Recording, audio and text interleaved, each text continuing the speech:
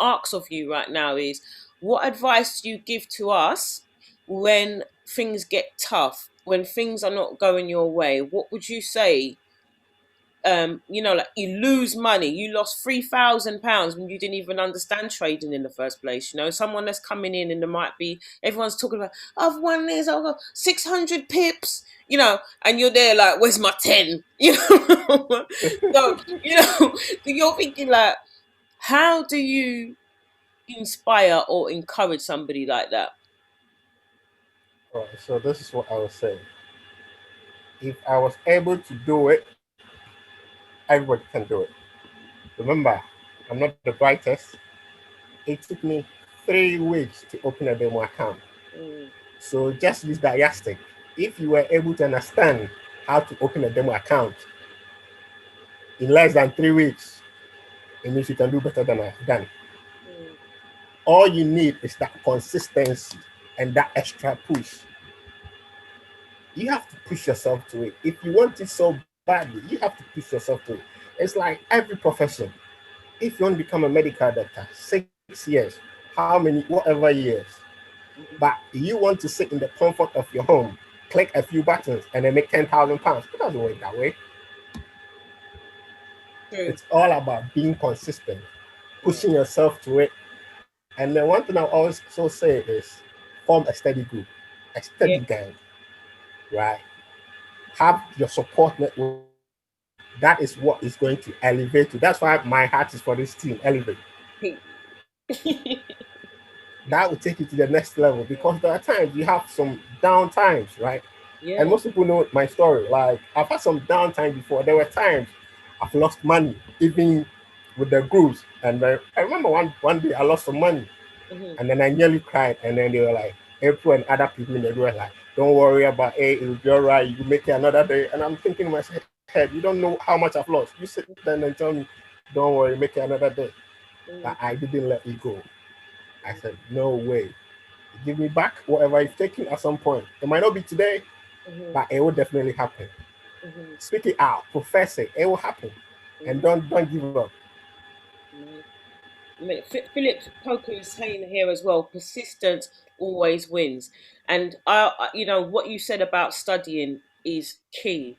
Our team is all about studying. We're up. There's a few of us that get up in the morning, 6:30 in the morning, certain days of the week.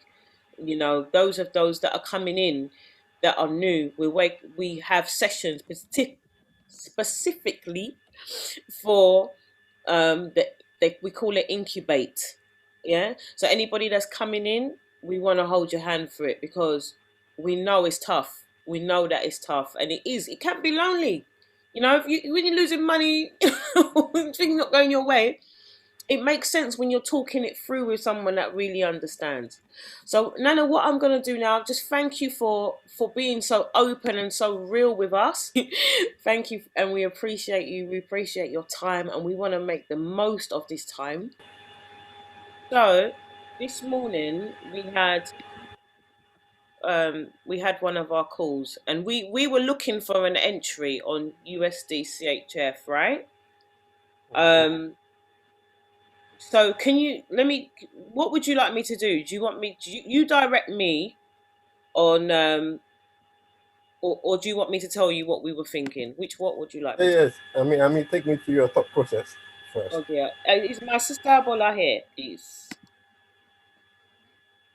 Yep. Hey, this is the morning crew, huh? Welcome, Yeah. Bola. Okay, um, if you could, So yeah, yeah. So if you want to start with the higher time frame. So first we looked at the higher time frame to determine the flow of the market. So the trend is down. However, there had been a recent upward move. The next thing we tried to do was identify the current range of the price movements. So we then pulled a fib from the recent high to the recent low.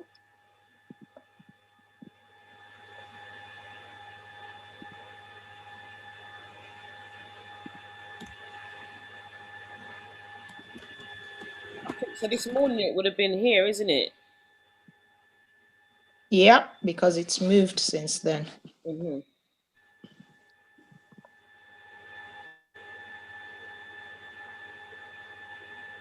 We then went to the 1 hour to identify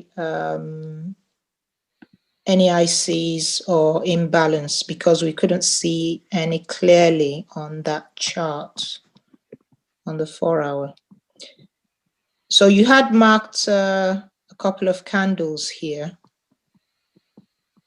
Yeah. So we had. So I think we had an IC around that area where you have a circle, but it was on a lower time frame. Was it on the 15-minute? 15, yeah. And we marked that as an area for price to come to for us to continue the downtrend. There it is. There it is, Bola. Yeah. Okay. So that was the plan for the day for that particular chart. Just wait for price to come to that area and then sell back down. Thank you, Mrs. And the first target was the previous low to make equal lows on the higher time frame. Okay. All right. Cool. That was it. Yes. I can understand and I can see what you're trying to do, right? Let's just run through some basics first, Okay. right? And then Who need to unmute? and then so let's do it this way if it's fine. I'm going to run you through a few basics, like things I look out for on the charts or confirmations I look out for, and then how I see the market. I'm going to run you through the basics, right? Then I would get some musician to come on to show you the things I've shown you. It's being played right before your eyes on the market. And when we finish, we will analyze the USD CHF, and then you can have questions. It has to be interactive today. It's not going to be classroom style learning. If you've got questions, you just fire it at us, and then you can take off from there. Is that right? That sounds brilliant. All right, cool. Yeah. That's good. So now let's talk about what is IC candles. Recently, like sometimes I hear lots of people saying, "Oh, this is an institutional candle." I don't know what the fact that they like the sound of it, or they think every candle they see is an institutional candle. For me, no. What is an institutional candle? Right.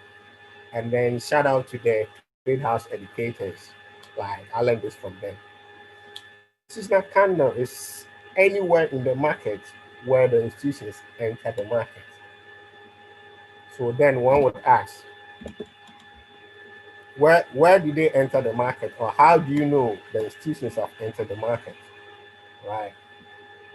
And then normally on the higher time frame, it is where you can identify a wick, one, or a big body candle.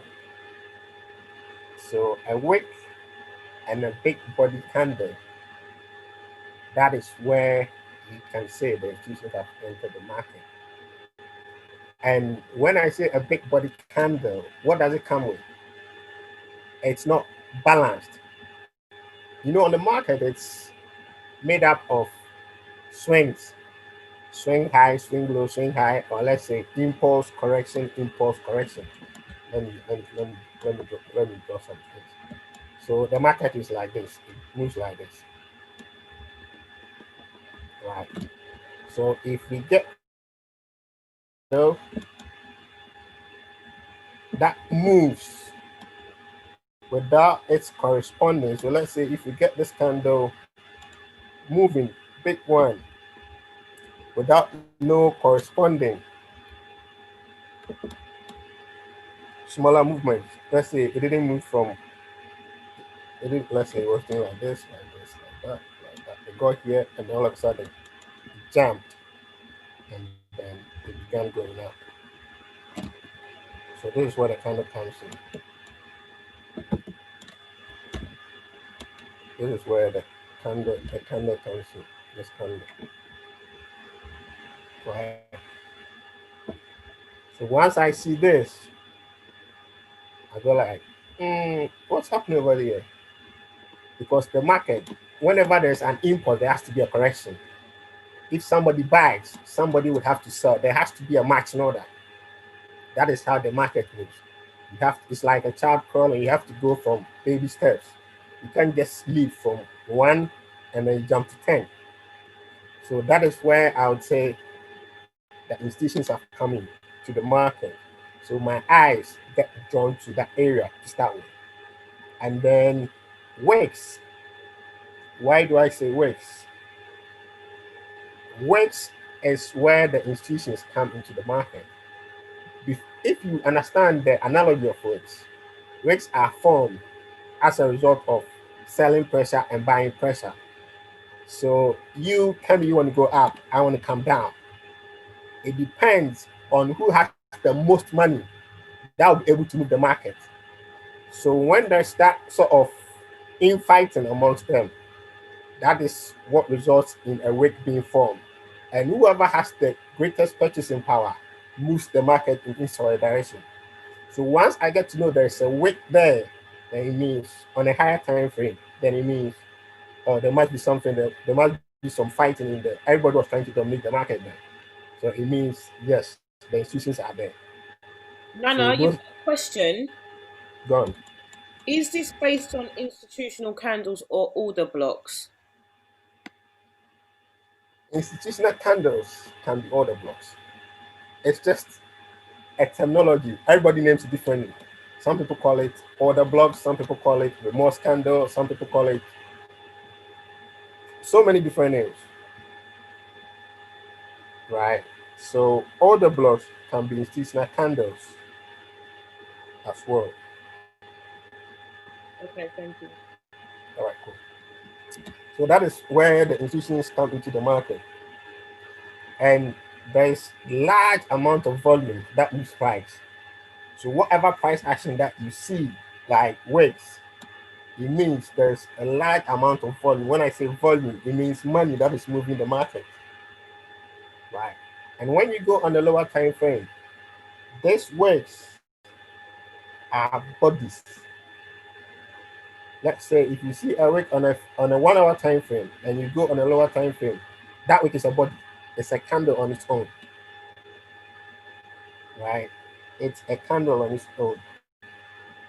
So that is how you identify how the institutions come into the market. And then sometimes what this wick does is they capture liquidity. Am I still on? Yep. All right, cool. So they capture liquidity. So you can see there'll be a liquidity capture to the left or to the right. The wicks will capture liquidity. When I say liquidity, what do I mean by liquidity? It means where is the money, like where the money is, where they are resting orders. When I say resting orders, okay, let's look at some examples.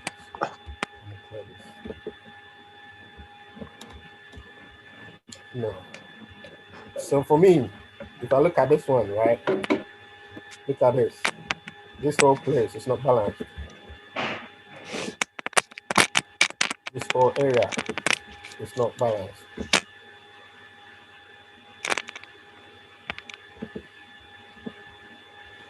Why are we selling off here? We are selling off here because of this way.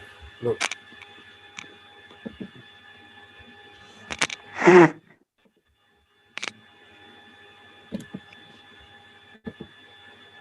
Right.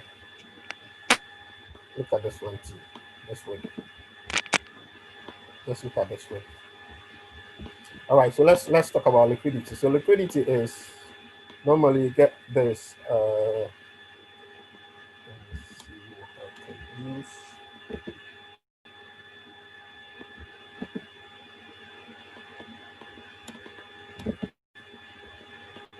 Normally when you do support and resistance, right?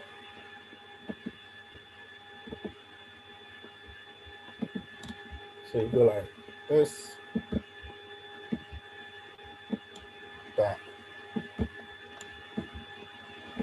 this, that,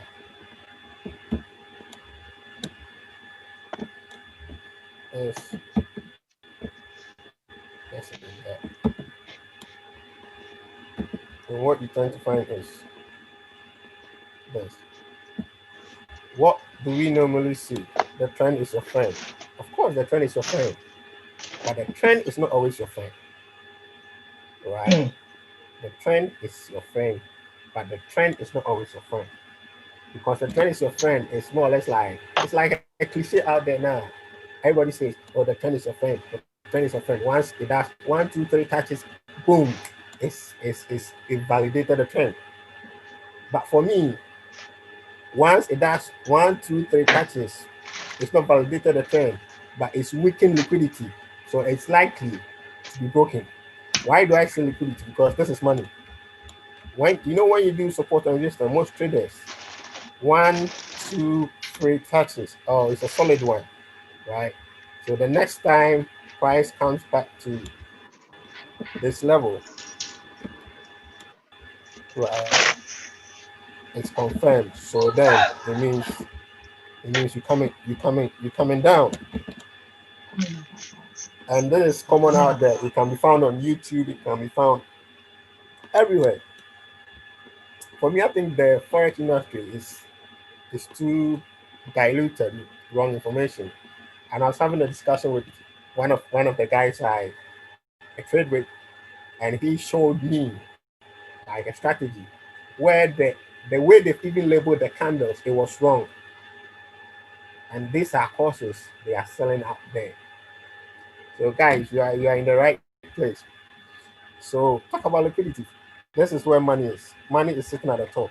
Money is here, right? Money is here. Why?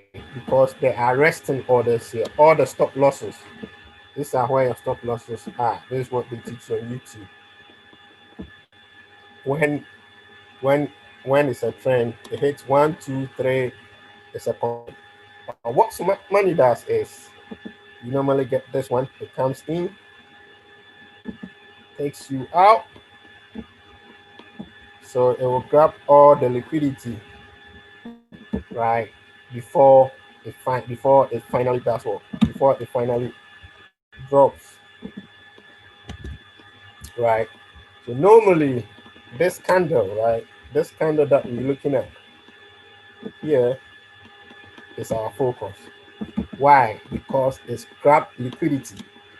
So all the monies that were here has been grabbed by this candle. So this candle is very, very important to us. It's very, very important to us when we're trading.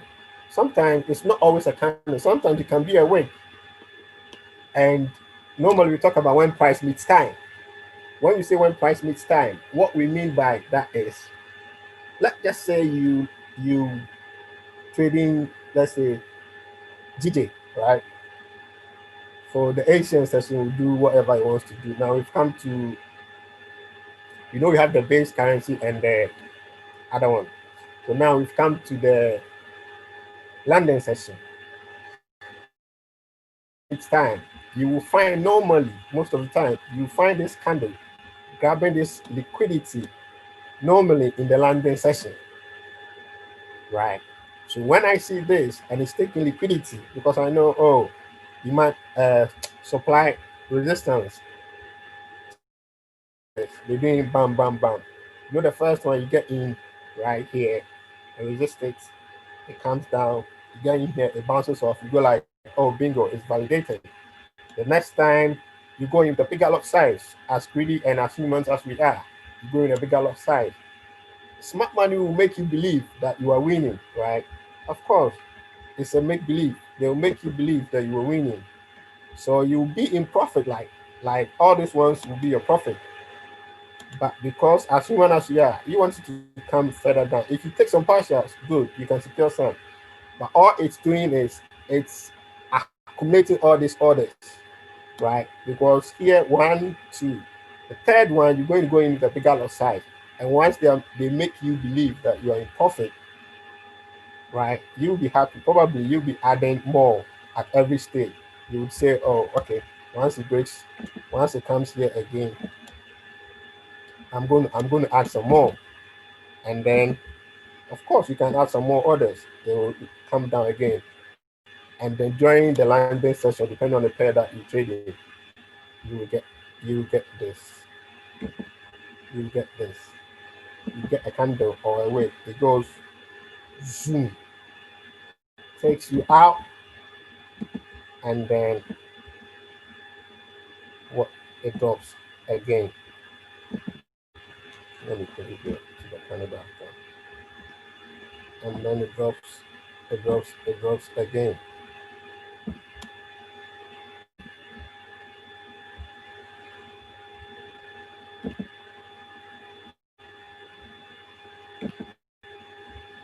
Yeah. So, and then it drops again.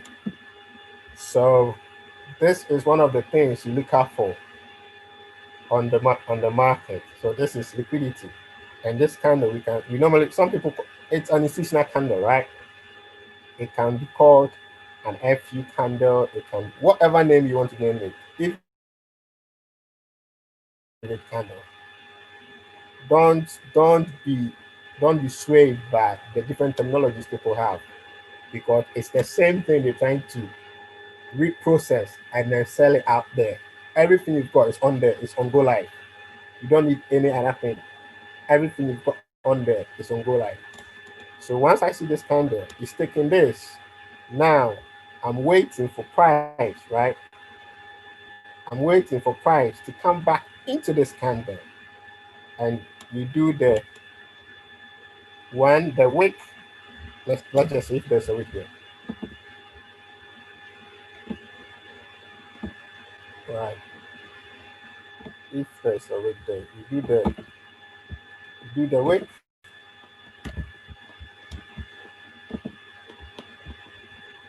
So the entry would be the wick, the body,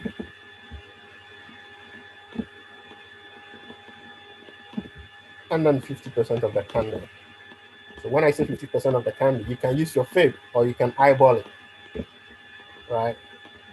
So the wick, the body, or 50% of the candle. So once the candle is taking this liquidity out, so price is taking this liquidity out, wait for the candle, I'll wait for price to move this way, and then I expect it to come back on this, right, and then drop. So that is liquidity, and then a few candles for you. Also, when I look at the market, double tops or double bottoms are not your friend. So look at this one here. Typical example. Here, this level. Right? They are not your friend. They will get breached at some point. But the question is when. And remember, we are paid to wait in the forex industry. Money moves from those who are patient, from those who are impatient to the patient. So we are paid to wait. Don't be in a rush to take trades. Like every day you want to take trades. No, just find the high probability setup, the one that aligns with all your confirmations. What confirmations have you got? Everybody's confirmation is different, regardless of whoever taught you. Your confirmations can be different, right? But there should be some that you stick to that email. For me personally, I wouldn't take a trade of the 61.8. I will never do it. Though it's a valid level, but I don't like it. I want to buy it that cheap. 71 to 88.6. That is the level I'll take a trade from when I'm using the fake. Now, we've talked about imbalance. No, sorry. If you talk about uh, what is it? Liquidity, right? And then we talk about FU candle, right? So now let's see some confirmations. What is that? Let's see some of the things I look out for. So structure. When I look at the market, structure. What is the structure saying? Structure. Are we in an uptrend? Are we in a downtrend?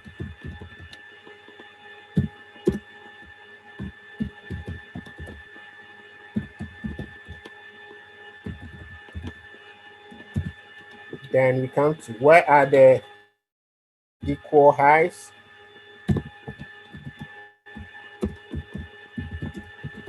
And equal lows. Equal lows. That is, where is the money?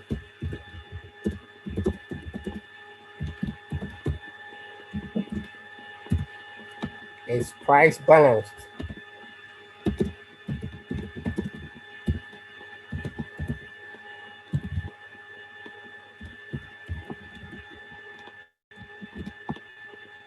So when I say it's price balanced, the price move, was it made up of ups and downs, or it was just one big move or one big candle that formed, and there wasn't any, let's say it was a big bullish candle, but there wasn't any corresponding bearish candle. So it's price balanced. So impulse and corrections, or was it made up of swing highs and swing lows? Let's leave it there. And then so this will lead to imbalance. When I finish, I'll talk about imbalance. Right. And then you can use your faith. Which level do you want to buy to? Do you want to buy price or do you want to sell? Discount or premium? Right. And for me, it is 71 to 88.6. That is the zone which I would always look to either buy or sell. The one I look at, downtrend, uptrend. Remember, we talked about wicks earlier. Wicks. So where there was the, so let's see, the beginning of the move, wicks, the beginning of the whole move as a result of infighting between players. So that is when you decide, that is when you get to know, okay, actually it was the sellers, they had the most money, so that was when they entered the market, so they took over, right? So structure, weights, is price balance, imbalance, and then you can add things like Wyckoff. That is another confirmation. The only thing that, shout out to Francis, is spring. I don't know the names, but all I know is when I see a spring, I'll see a spring. And normally a spring can be an FU candle, right? A spring can be an FU candle, right? All right, cool. So these are some of the things I look out for when analyzing the charts. What do you look out for? What do you look out for? So you look at structure, right? So when I talk about structure, let's look at this one as structure, right? So market structure. This is, so you go, sorry, you go from here to here to here to here to here, right? So when we say market structure, sometimes you hear people say, "Oh, it's broken market structure. It's broken market structure," right? So this is higher high, HH. Why? Because it is higher than this swing high. This is a swing high. When I say a swing high, right? A swing high is any move to the upside. It's a swing high. Any move, any push to the upside, any push to the downside is a swing low. So don't get confused with all this terminology they create, and then it looks like it's something special. It's nothing special. Any move to the upside is a swing high. Any move to the downside is a swing low.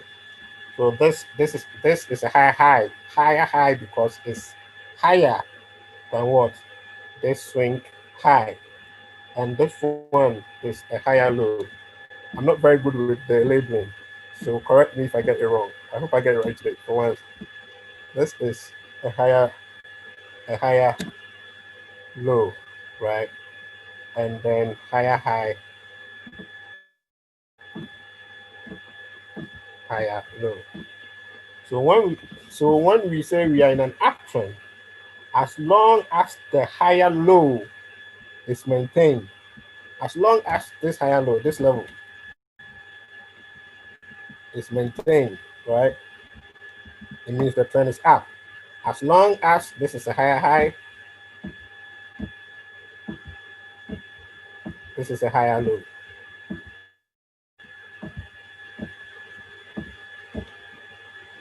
So as long as this level is not broken, it means we are in an uptrend. However, if the higher low is bridged, or if the higher low is broken, it means there's a shift in the market. So look at this one. This is a typical example. This level was broken. This level, it was broken. Where is my where are my tools? This level was broken. This level, it was broken. Right? It was broken. So you can see this move, this big move, this move over here, it took out this higher lows. So market structure is what? It's broken to the downside. So it means now the trend is shifting. Again, when you're talking about uptrend, so far as a higher low is maintained, you're supposed to get higher highs. But if that higher low is breached, then it means there's a shift in the market. But the market is made up of, I would say, cycles, right? And then you've got consolidation, you've got the retracement, and then you've got the reversal. But you need to identify which cycle you are in and then in which time frame. Because when you go on a daily time frame, a pullback or a correction, right, on a daily might be a sell on a 1 hour time frame, right? Time frame you are in, and then what direction the market is going. Always higher time frame over lower time frame. Monthly is king, weekly is queen, and then daily, I'll leave the daily out. You know the order. So find that one. Monthly is king, weekly is queen, and then daily is Nana. Put that one there. Nana means prince. So monthly is king, weekly is queen, and daily is Nana. So put my name there. So so that is how we identify market structure, right? Now let's talk about when we talk about the downtrend too. Downtrend is a series of what? Lower lows and then lower highs, just like this one. Lower low, lower high, lower low, lower high, lower low, lower high, right? So any push in the market down, this one down is a swing low, this one is a swing high, right? So when a lower high is broken, to make a lower low is considered break of market structure. A lower high is broken here. This lower high is broken over here. It is broken. You can use this wick, you can use this level. We were in a downtrend. We were coming down, right? So we were expecting the market to, we were coming down. So this was what we were expecting. Come down, come down, come down, come down, and then come. Didn't happen. It broke it. So once it broke this, it means what? It means market structure is broken to the upside. However, look at this. This is the range that we're trading in. From here to here is the range that we're trading in. So though we've broken market structure, we've still got a range that we're trading in. So we mustn't lose sight of this range. We've got a range that we're trading in. Like I said, the market is made up of impulses and correction. And one correction in a smaller time frame, or let's say one buy in a 1 hour time frame, a bigger, the higher time frame level, right? So though we broke market structure, sorry, here, it didn't break this level. We broke it here, but we still didn't break this level. If we break this level, I would say I'm bullish, right? But so far as we didn't break this level, we didn't break this level, the previous level, because this is the range. If you look at the market, this is the level we're trading so far, this level. These are the levels we're trading in. This is our trading range. This one and this one. That is the highest, that is the lowest. So that is the range that we're trading in. So you must always keep sight and remember that you are in a range. Have an idea of the range in which you are trading. And then whenever there is break of market structure, where are you expecting the reversal to end? Or what is the last point that when price gets there, you know, okay, cool, now I've broken market structure on a bigger time frame too. Sometimes I hear people saying, oh, it's a break of market structure, but then the market flipped, but the market did this. Because you're not taking notice of the higher time frame bias. And also it depends on the type of trader you are. It depends on whether you're a swing trader, position trader, whether you like scalping. I don't know how scalping works, right? I can't get my head around it. Big out to Phillips. He's the king when it comes to scalping. I can't even get my head around it. I like to take some swings. I like to take some intradays, and then in the coming year, we're going to do position trading. All right, cool. So this is market structure for you. Now, there's another key concept, right? That defies almost everything I've talked about. Okay, no, let's talk about imbalance first. Do imbalance. Let's do imbalance. Okay. So when right, an imbalance is when the market is made up of, let's say you get one move in a direction, one big move in one direction without its corresponding move. When I say a move in this direction without its corresponding move, what I mean to say is, since the market is made up of impulses and corrections or swing highs and then swing lows, if you go up, whatever goes up, gravity will have to bring it down. If you go up, you have to come down. Right? If you go up, you have to come down. To go up, they never come down. Unless they go up, you never come down, and then they begin to go up again. So this is bad drawing. I was bad with arts in school. Forgive me. So when they go up and they never come down,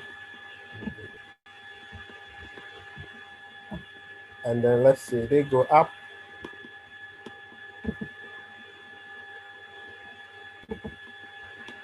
yeah. Let's say they go up, they never come down, right? They never come down, and then all you see is this. And then this, right? It means this whole zone,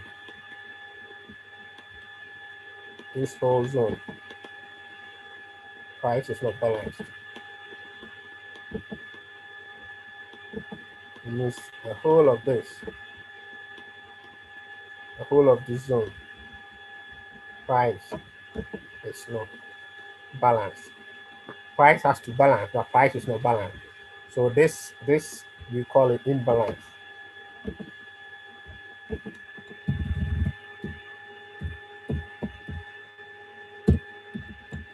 Imbalance or IPA. So imbalance for IPA. IPA means inefficient price action. So inefficient price action means price is not balanced because the money that came into the market, right, there wasn't a corresponding pullback. The ideal scenario or the ideal world that would be was this.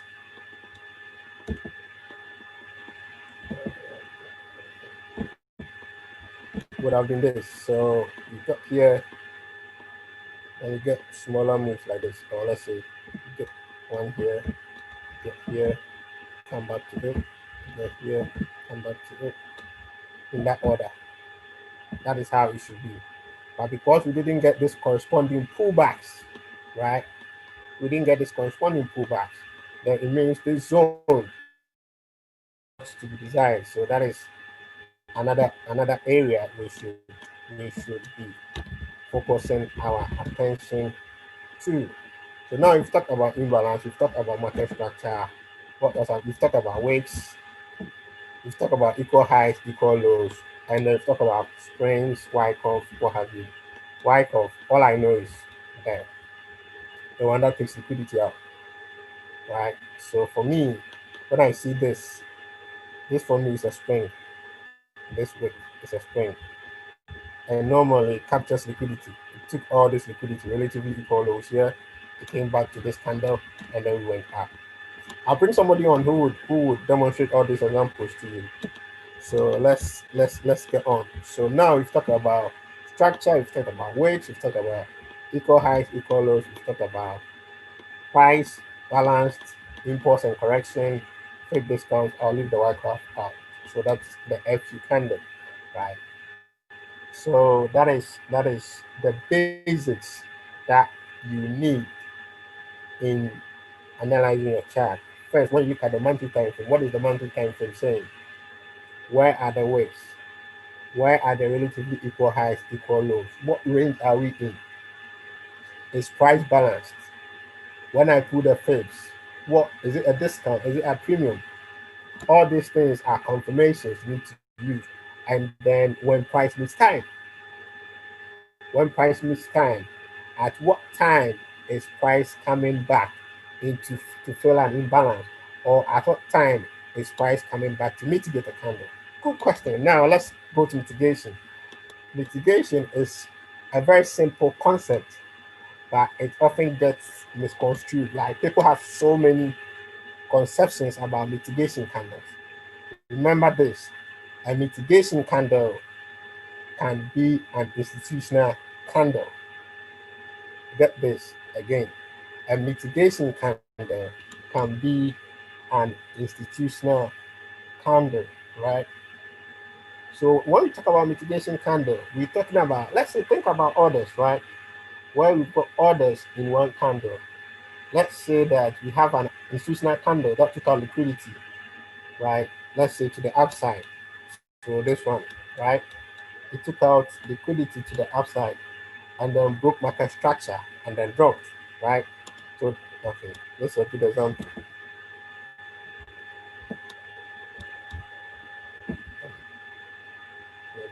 Let me do some cleaning.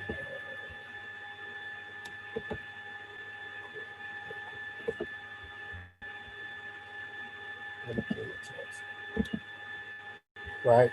So now let's focus on this one. This candle, right? This candle.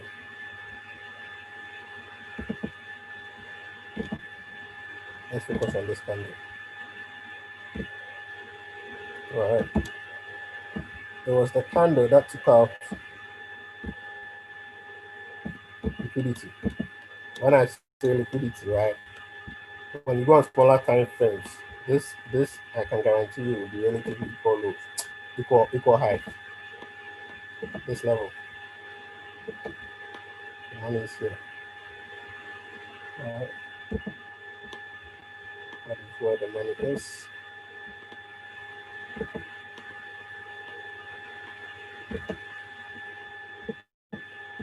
Right. Let's say validate. Let's go on a smaller time frame and see. Right.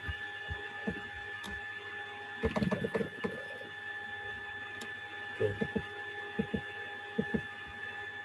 Right. Okay. So relatively equal height, relatively. Let's go. Let's go and see what information. Let's see if we can find it.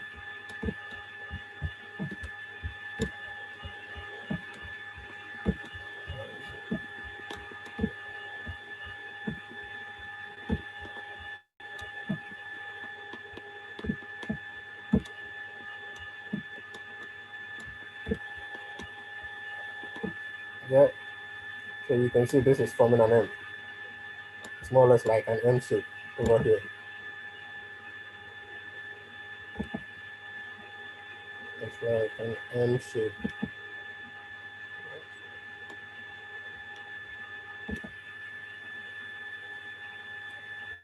I'm looking for. Just looking for the bars here. So look, yes, look at this. It's like an M shape, right? So money is sitting there. M's and W's, they are the relatively equal highs, relatively equal lows. They are not your friend. That is where liquidity rests. So let's go back to the candle we were using earlier. So now the daily, we're talking about mitigation.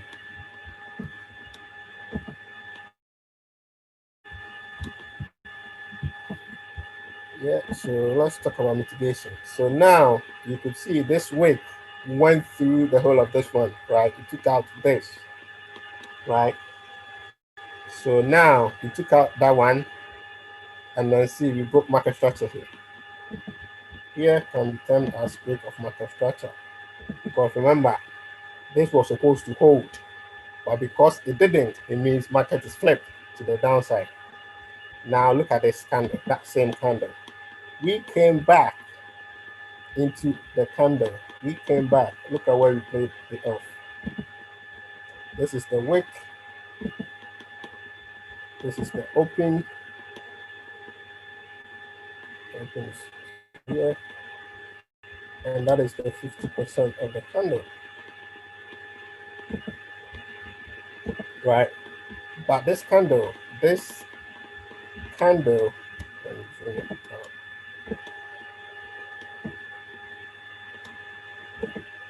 Right? So you see the wick, the open, and the 50%. You can use your fib to get the 50%.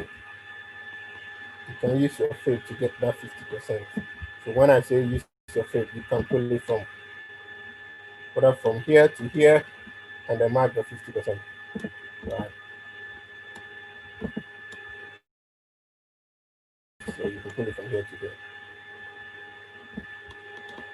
You can do wick to wick or body to body, whatever you want to do. It's entirely up to you, whatever works for you. On a higher time frame, I would say use the wicks, because on a higher time frame, the wicks are actually bodies on a smaller time frame. Right. So I would say 50% is here.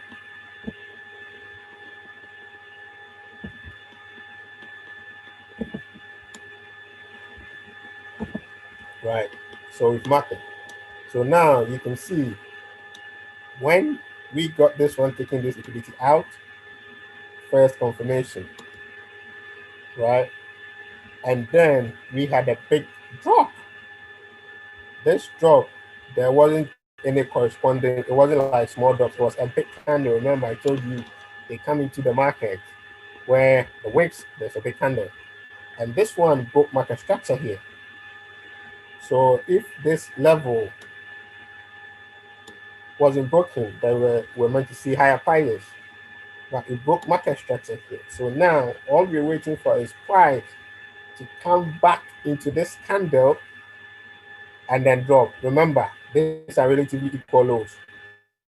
In here. If you go on smaller time frame, it's either this will be a W. So money is sitting here. I've got a special guide, so you go through all of this. I'm just using this one to illustrate, and then you run through examples, and then we have questions, and then I promise to sing today, so it's all in the pipeline. Right, cool. So price came back, right, into this candle. It came back into this candle that took out that grabbed that liquidity over here, right? And then that was the drop. So it came back, and then it did what? 152 pips. So that is the power of smart money. I was talking about mitigation earlier, so now let's go to mitigation. Okay, mitigation. All right, cool. So mitigation. So mitigation will be in the case where this candle is taking this one out, right? It's come back down here. It's broken market structure. So normally we expect markets to come back to this one and then drop. But mitigation is where price comes back from all we've discussed so far. Price comes back to it, and then this candle doesn't hold. This candle gets broken.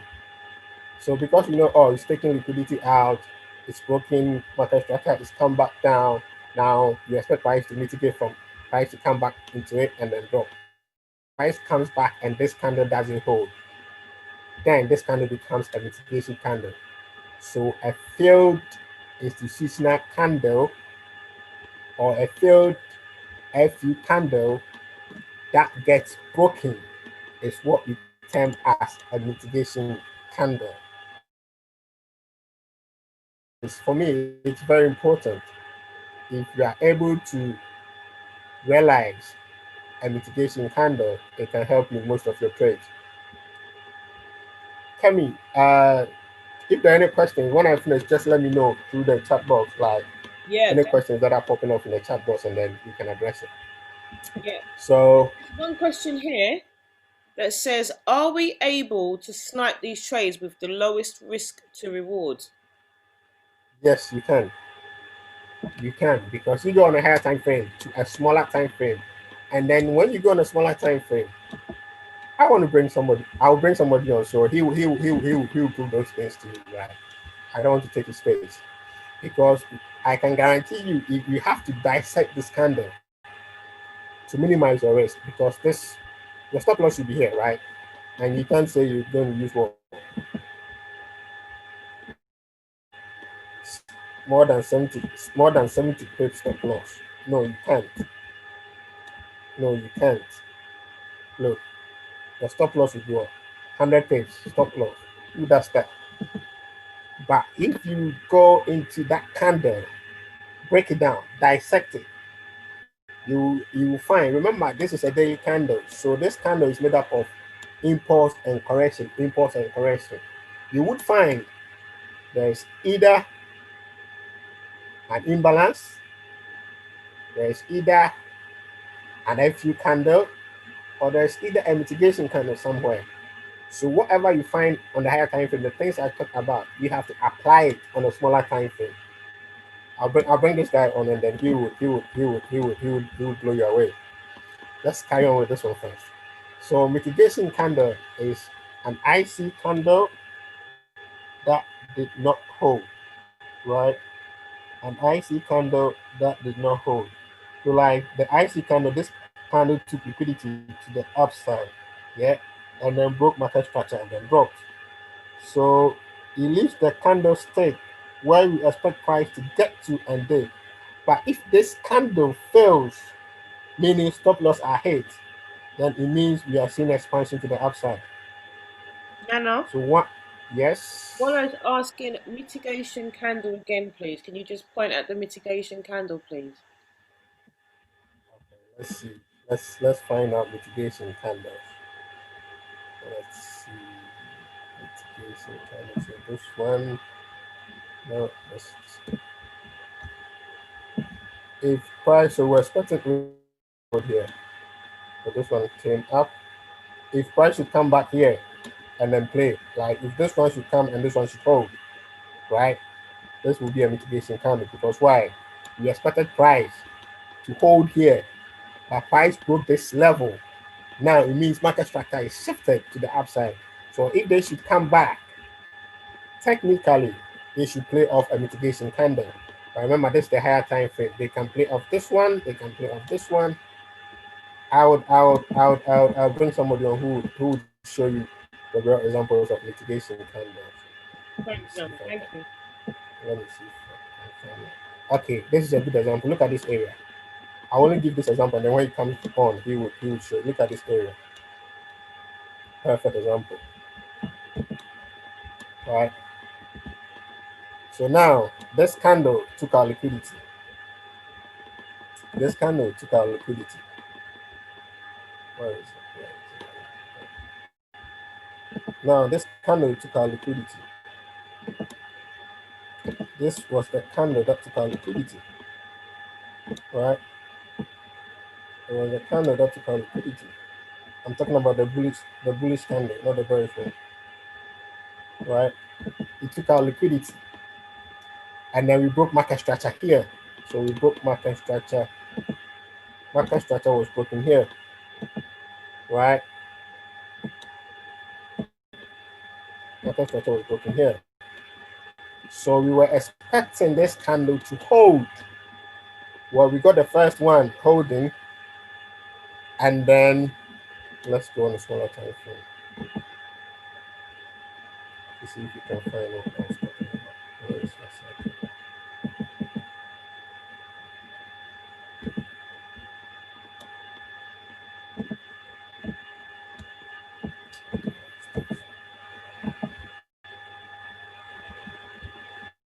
Okay. Let me change this one. Okay, good. Now, right. This one took our liquidity, came back in here, right? It held, it dropped. When we were coming back, this is an icy candle because look at this move. This whole area was not balanced. This whole area, this whole area was not balanced. This whole area, it was not balanced.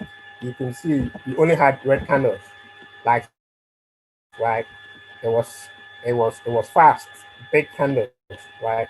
The only bullish candle we had was this one. Was this small one over here? This small one over here, right? This small one over here. So now we took our liquidity over here. We broke market structure here. Price came back. Went off this candle. It dropped, right?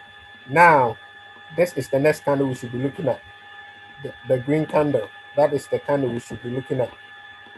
Why? Because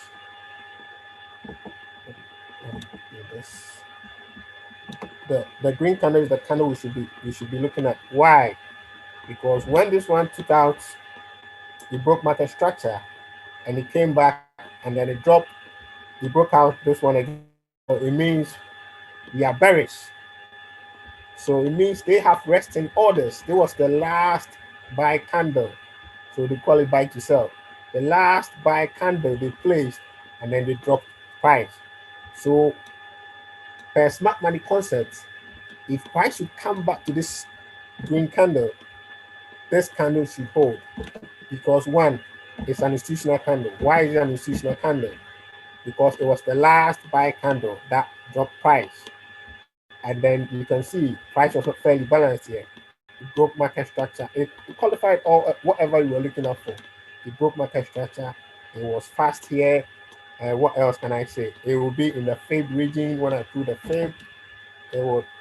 So by all means necessary, I look. 88.6, bang on. So you go your trade. So you can put yourself, you will say, oh, I'm putting myself, stop, my sell limit here, pending order here, stop loss here. But what did price do? When price came back, this one got breached. As soon as this one gets breached, right, we know there are resting orders here. It gets breached, what did price do? It breached it, it came back, look at this candle. It came back, mitigated it, look at this candle. Came back, mitigated it, boom, price went up. It gave you another entry again. Price came back, mitigated it, and then we moved. So that is a mitigation candle for you. That is a mitigation, an institutional candle that has failed, right? It has failed because one, let's say the move was to the downside. That downside move was not respected. Failed to hold. Now what they do is price goes up, breaches it, and then comes back into it, and then the move. So that is a mitigation candle. It's for me, it's one of the most important candles because that will change your bias or that will flip the direction of the market for you. So that is a mitigation candle. We've done mitigation candle, we've done imbalances, we've done market structures, and we've done IC candles, right? So now There's so much here. You have taken us through so much. We're very grateful to you, Nana. Thank you. no problem at all. Now, guys, right? To every level of trading, there's another level. And I'm going to bring on somebody, right? And this is a surprise. I just told Kemi today, and then Ayo. I said I'm bringing somebody on. He's a musician who trades. Most of you might not have known that he's a musician, and forgive me, Mr. Guest, but he's got an album that he's launching next year, and that album I'm going to be there live, colored without any what you people term as whatever you're giving me, balaclavas, right? And he's one guy I so much respect. Like I just love him. He's humble. He's always raising the bar, and I would I'll let him come and then take you through some examples, and then when you finish about his journey to smart money, how he found smart money, how the tuition and everything. But I'll say it's where I was listening to Basel the other day, where he said somebody gave him the opportunity to be a director. And that is how this whole thing started. And now we go on the charts. He's no more a student, he's a director. We all sit on the same table and we disagree. No, I'm not taking this. Okay, at the end of the day, we trade it and then we come back and then we make amends, right? So he's somebody who can break it like he likes 5 minutes, he likes 3 minutes, he likes 1 minute. For me, the smallest time frame I'll go is probably there, 1 hour or 30 minutes. But he will really go down. He wants to like to the minute, like he wants to see everything, right? So guys, I'm not a typical trader who goes give me 5 give me 2 and you guys have turned this guy into a trader. Sometimes I jump on the Zoom call and when he finishes, I go like, what's all this 2 5 about? You are not like this. Now they've turned you to something else, right? So guys, without further ado, I want to bring on this musician, Mr. Musician. Like he's talented, he's calm, his perspective of the market sometimes amazes me. And he's analyzing the charts and everything that is going through my head. This guy is pointing it out. This guy, and I'm thinking, is he here in my room? Is he here with me? He is an amazing guy, selfless leader, dedicated. And you know what? We have attracted like a lot of people across the globe with his YouTube videos.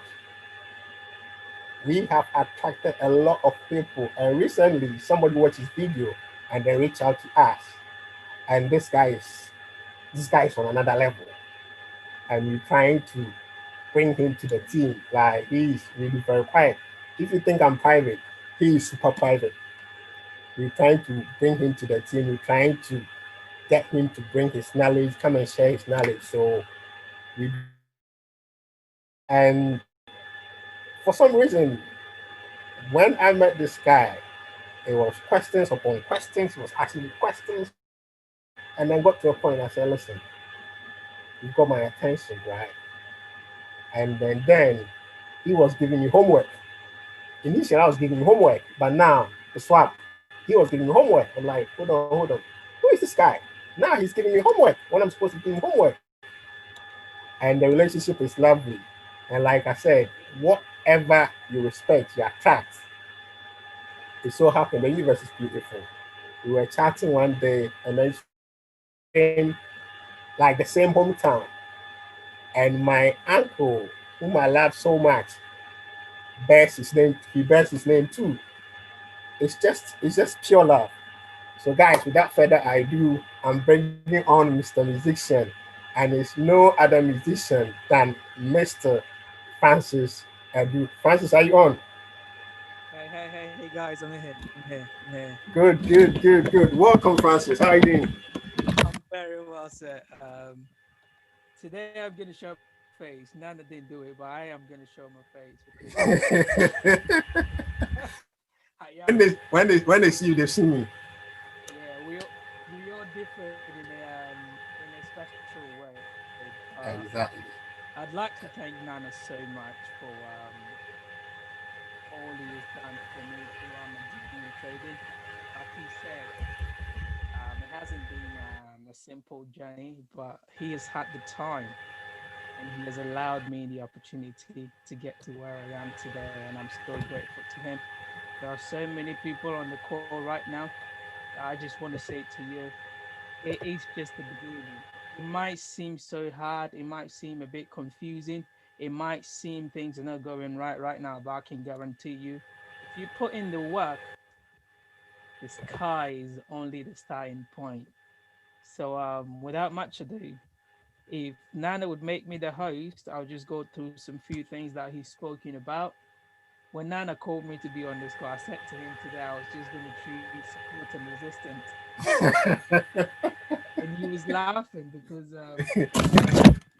we know how we talk about support and resistance, but there is always a different way of trading, right? And the more you analyze the chart, you get to understand that everything that people do not even respect can turn into something so crazy. And I'm gonna show you some few things, and then I'll go on what Nana was asking.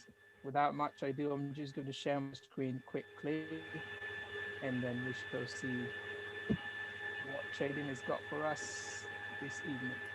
So, Francis, I'd like you to show them examples of that have played imbalances, mitigations to start with, and then when you finish, right, we would answer all questions they have, and then we'll talk about your trading journey too. Or I'll leave that to be that one. Yeah. Okay.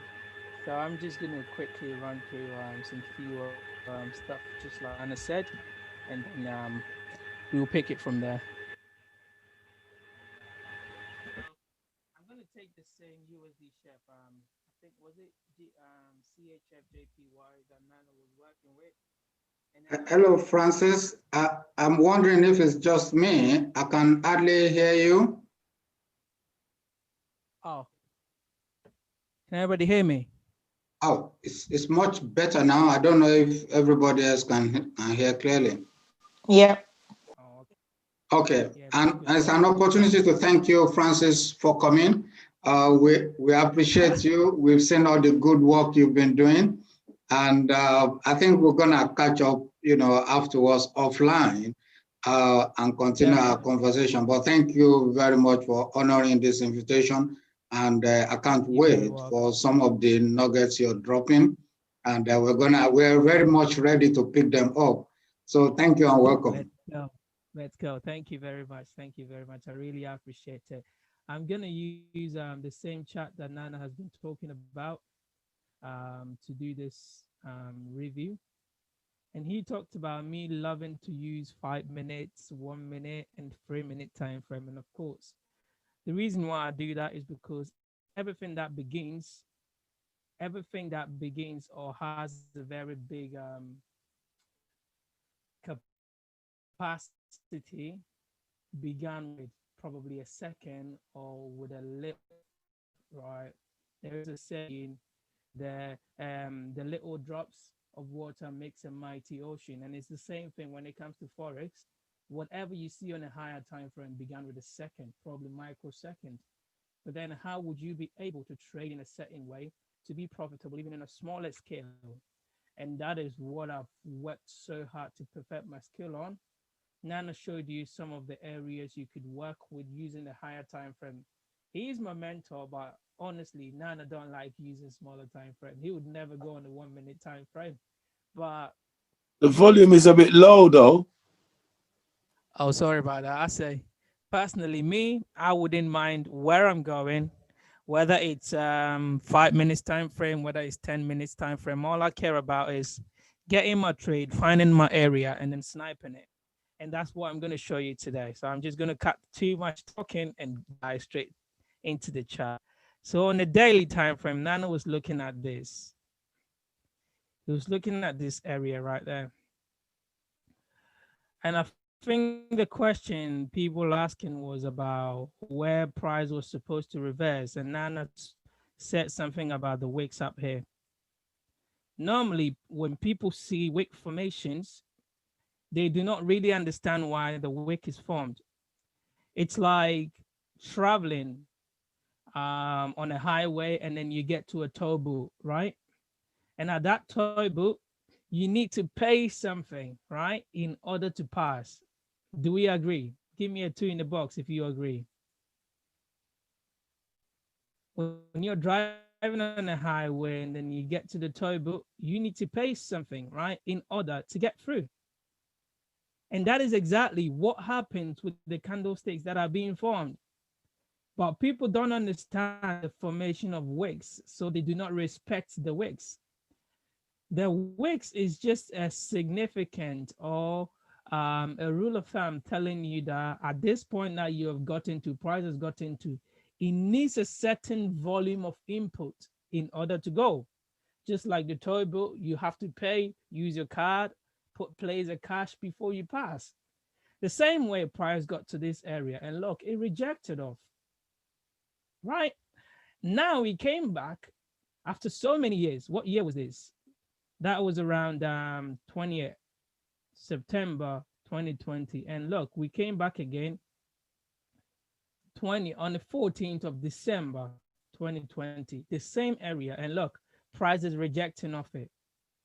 It's not by mistake. And the reason is until price generates the necessary amount or the necessary momentum to go past that area, price will never go. And it's the same thing that happened around this area. Right? If I come down here again, look around this area, the same thing happened.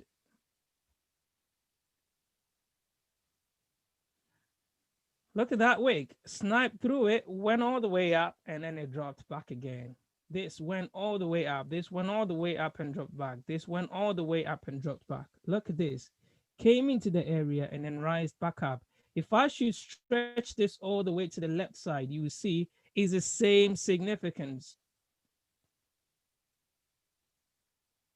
There is a misconception out there when we talk about supports and resistance, but the way it is today, I just want to open your eyes on some very few things, and you know where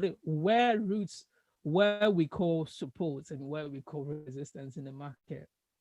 And these are all done based on institutional moves. I'm teaching it this way because most of us, this is what we see in the market. I've always explained it in the break of market structure, seeing an institutional candlestick, identifying an imbalance to play off. But then I realized that people are still struggling in understanding the exact stuff that we're talking about. Why? Because when they started trading, all we spoke about was support and resistance. But then the issue is you were not told what is a true support, what is a true resistance. So what the true resistance is where on a higher time frame you would see a clear wick rejection. And in those areas, if we should dive deeper on a smaller time frame, that's where you're going to see that it's not really a support, but instead that is where the institutions actually came in, just like Nana was saying.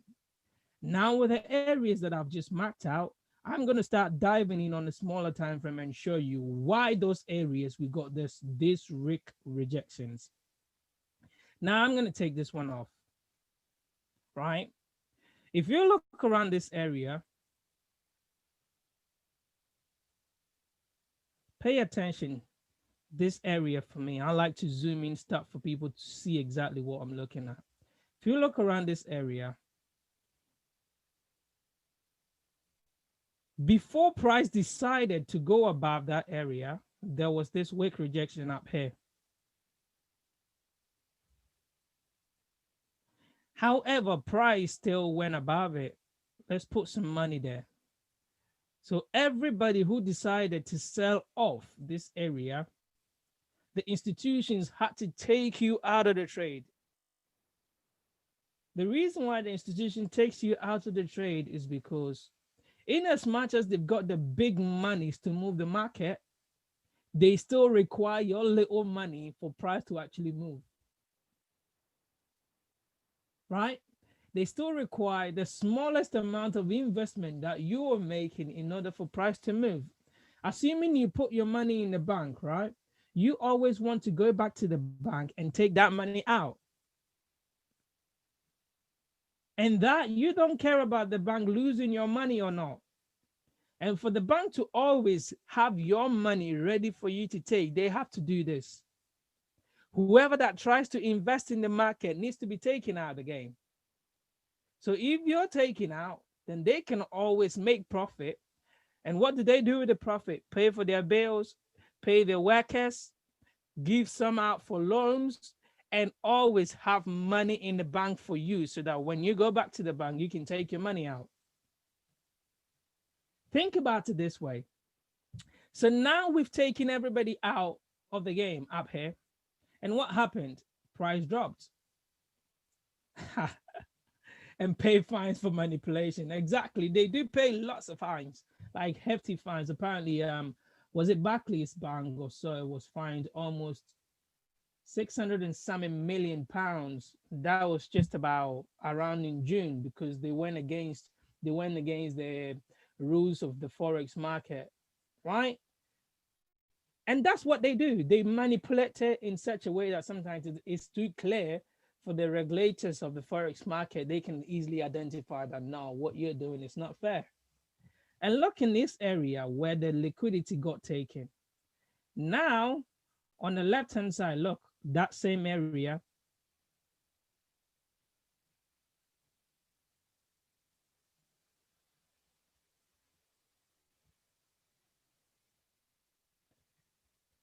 Can you see this, guys? The wick that took everybody out, that same wick, look at where price came back. After a few months, price came back there and then it dropped. So now if I tell you this area is a support or is a resistance, am I lying or not? Am I telling you the truth or not? And this is what we call a true support. This is what we call a true resistance. But here's the case. People are always going to tell you, just draw a line. And this line, when price is touching that area, it means that price is going to reject. It's not true. The banks do not care about the line you're drawing. They do not care about what kind of imaginary lines, trend lines, support areas that you're putting in place. They don't see it. What they see is where they are sweeping people out of the game. So in this case, they swept people out of the game here. And the money or the price action that they used in sweeping people out was this. Now let's change the color. It was that. And that particular area, they came back there and then price dropped. If you ask me right now, the Francis, what do you think about CHFJPY for next year? I can clearly tell you that CHFJPY is mostly going to drop. Like it's going to be a proper sell next year. And why am I saying that? Of course, the trend is looking an uptrend, right? We're looking an uptrend. This is what Nana don't like. If you look around this area, this is the low, high, higher low, higher high. I always say to people, if you pull your fib this way and you don't get about 50%, price dropping below 50%, it's not a retracement. It's just a correction. It means that price need to really drop. Again, look around this area. If I should pull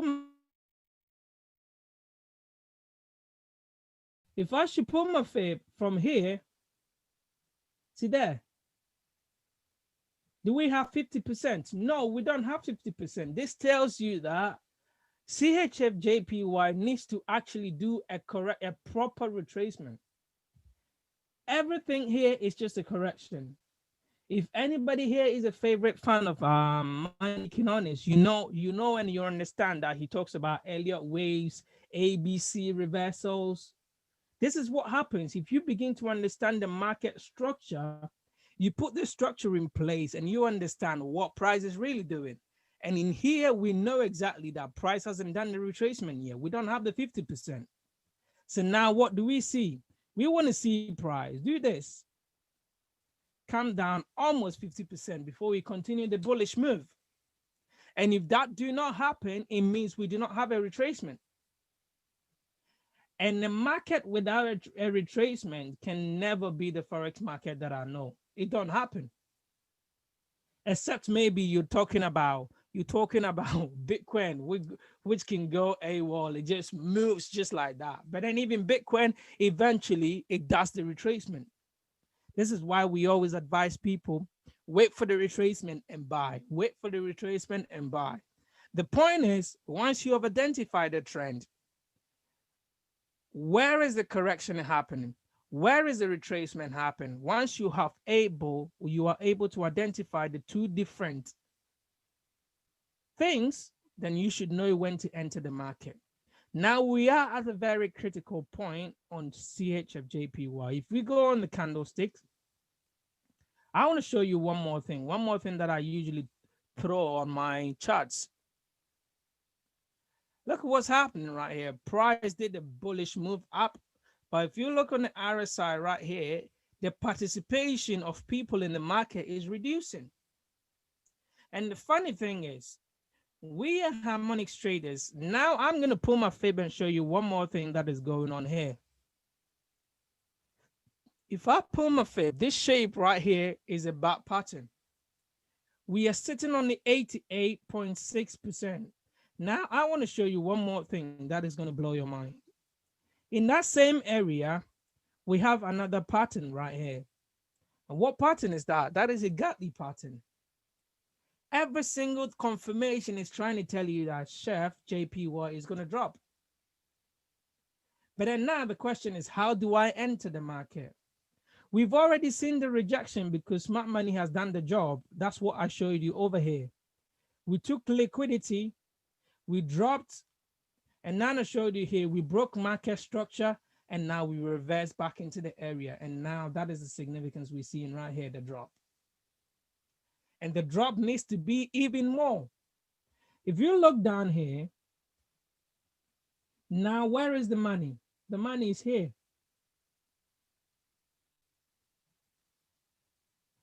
Somebody might be asking on the call, so Francis, why do you think the money is there? Because we are being taught in the market that when you see a W, when you see an M, wait for the second leg and then buy or sell. Look at what shape is here, W right there. So this is the second leg. Anybody who got involved in this buy right now probably have the stop loss still sitting here, or maybe have already moved their profit, have already moved the stop loss into a stop profit. Francis, think? we've got a question in the box just asking, where is the break of structure? Do you mind just pointing at it for them, Okay, please? so the breaker structure here, I used the line chart to prove the breaker structure. In this case, the breaker structure happened just there. This was a stretch that came down. So we came back below this structure right there. So that right there tells me there has been a breaker structure to the downside. And in this case, I'm dealing with a daily structure. So every little zigzag that I'm seeing on the line is an actual break. If we go on a smaller time frame, you're going to see even more crazier. It's so clear, right? So on the line chart, you can clearly see we came below that area. Somebody might even take this area as a breaker structure, that area as a breaker structure, and look, just like that. Now let's dive a little bit deeper. In this area that we see the wicks, we're going to go on a smaller time frame and see what is inside there. On the 4 hour, now that particular area is no more a wick. It is a bullish movement, the last bullish movement that swept liquidity before the break of structure. And that is my confirmation to an institutional candlestick. I am going to repeat this. The last bullish movement that swept liquidity before the break of market structure. So this candle right there swept liquidity, and that is the money right there. And this is the break of structure right here. Let me put a line there. This is the break of structure right there. And now that was the retracement. Eventually, we did even a deeper retracement coming in that area, and now see the drop. And this happens in the market every single day, every single day. Now I'm going to show you a perfect example. Perfect example on Euro US, was it Euro USD or Euro JPY this morning? Nana asked me to market this morning, so I think I still have it. I still have this markup right there. So in the morning, Nana was asking me about what's supposed to happen on Euro JPY. And look around this area. Pay attention to this area. I'm going to change the color to something else. Got too many colors on there. Right? Look in that purple area.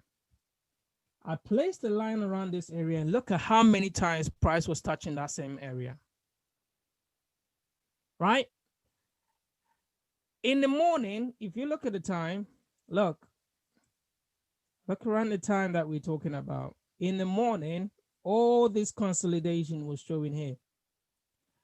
For me, all I was thinking was before price can go up, price needs to sweep the liquidity before it goes up. And this is the mindset that I want you to have.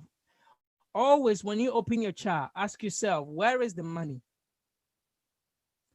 And what do I mean by where is the money? The money is where the consolidation is, where the double tops are, where the W's are, where the M's are, where the triple bottoms are, wherever you can say. And look here, whenever immediately we had the London session open, look at that wick right there, came all the way down, swept everybody who was trading in the Asian session. We swept everybody out, and that was my arrow pointing out in the morning. I remember I do have the chart somewhere here. Excuse me, I want to show you what I had in the morning. That's a typical example.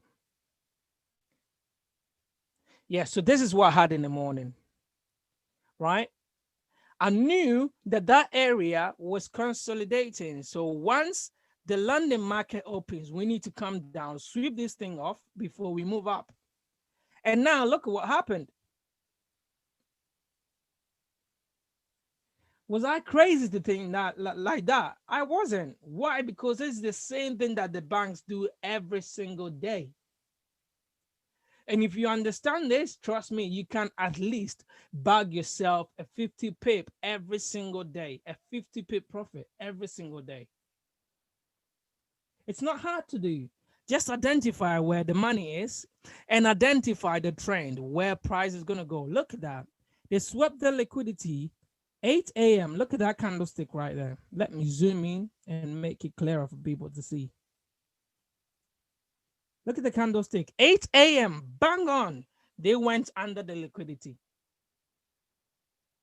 So for everybody that saw that crazy movement to the downside was thinking, oh, it's going to be a sell. We broke out. Look at how people trade.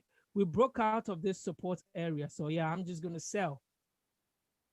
Other people will be thinking, oh, we broke out of the consolidation. So now we're going to sell.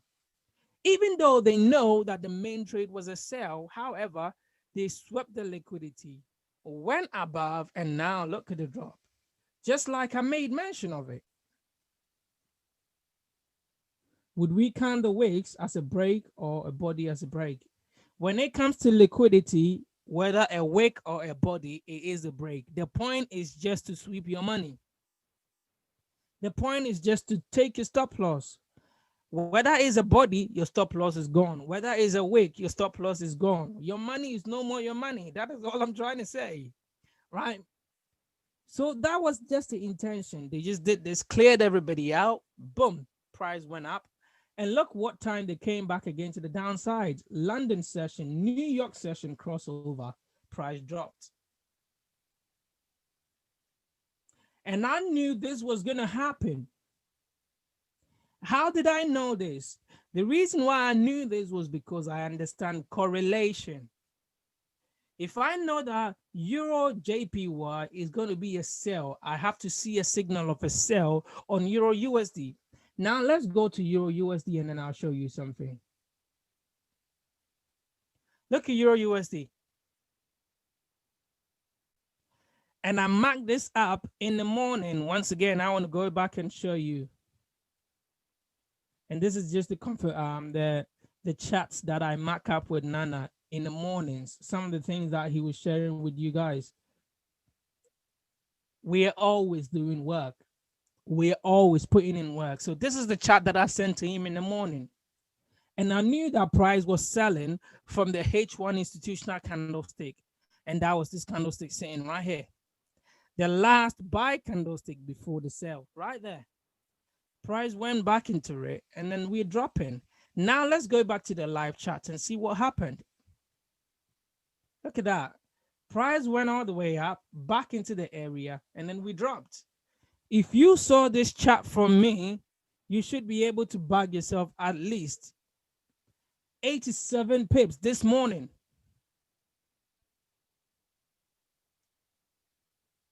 And guess what, guys? You can do this every single day. This is what I mean by, if you can keep doing this, identifying where the money is, identifying the breaker structure, identifying the zone or the length of retracement or extension that you're trading within. Nana said 71%. I prefer to trade off any institutional candlestick about my 50% area. If it is a clean one, I am going to go for it. The reason is, if I'm taking a trade, I don't want any double top or double bottom around my point of interest. I don't want to see anything like that. The moment I see that, it means that price is capable of taking me out of the trade before even the trade happened. And I don't want that to happen. So guys, always be careful. Identify where the money is first. That is your first question you ask yourself when you go on a chart. The second thing that you're going to ask yourself after you have identified where the money is how to get in the trade. How to get in a trade. How do I get in a trade? Before you get in a trade, ask yourself, where is the trend? Now, I've given you 3 points. Where is the money? How do I get in a trade? Where is the trend? Now that you have identified the trend, all you're going to do is look for an area where liquidity has been taken. And I'm going to show you an example. Look for an area where liquidity has been taken. Can you up your volume? All right, guys, I am going to put it up a little bit. You're going to look for an area where liquidity has been taken. And that is completely up to you. You need to make sure that that area is clean. I'm going to show you one example, which will blow your mind.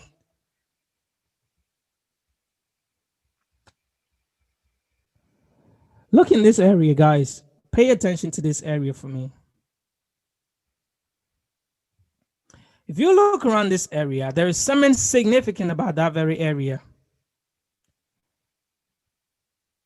And what do I mean by that? Look around here.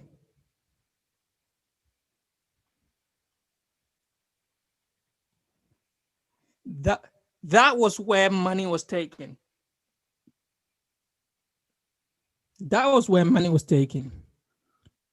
This was the breakout structure. We went all the way up.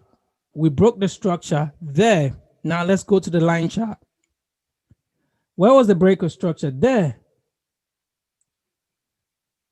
Once we went above the structure, we did a retracement. Now let's pull our fib and see where price retraced to. Where did the fib retrace to? In the chat box.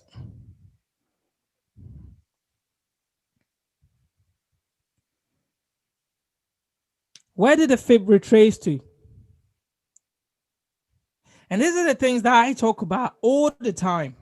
Just identify an area where price has taken liquidity and trade off it. Every single day, if you go on your chart, you will see that price has just taken liquidity.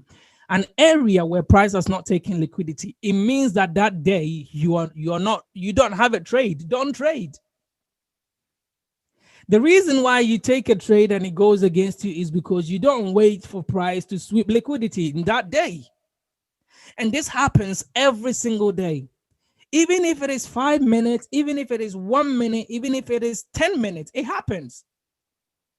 And in this case, look at it. We swept the liquidity, and that extension area that swept liquidity, this was it. This was the leg that swept liquidity. Now look, we did a retracement back into the 50% area and see what price did. Boom. There we go. We went up.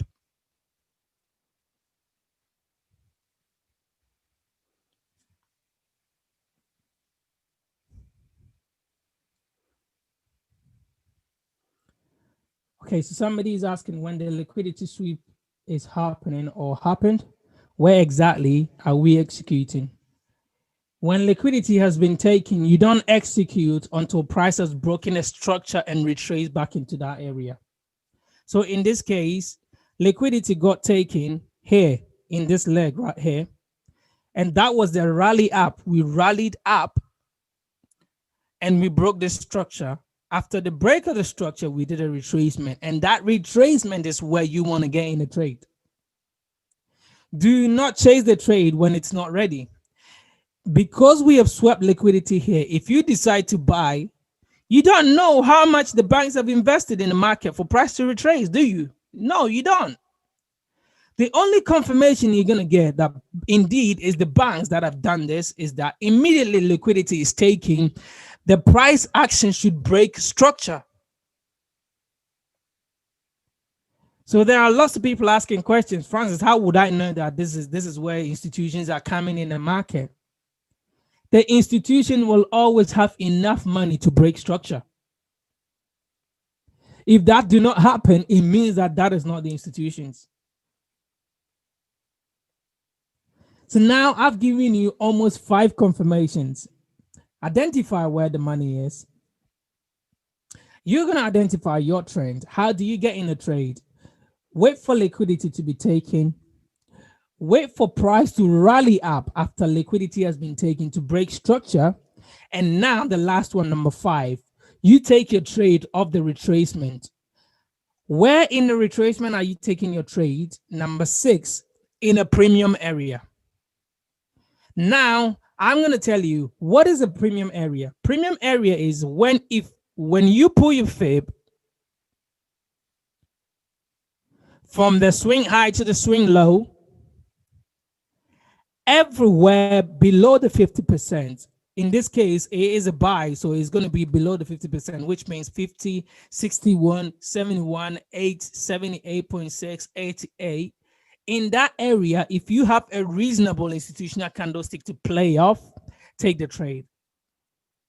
That is what we call a premium area. So if I should put a box around this area, everywhere there is a premium box. Everywhere there is a premium box off my fib. And that is where price came. Now, let me show you one more example. I want to zoom in to make it a lot more clearer. Once again, price moved away from here. We rallied all the way up. And this is where we broke the structure. This is where we broke the structure. Now again, I'm going to pull my fib and show you where price did its thing. Look where price came. 71% Nana's favorite.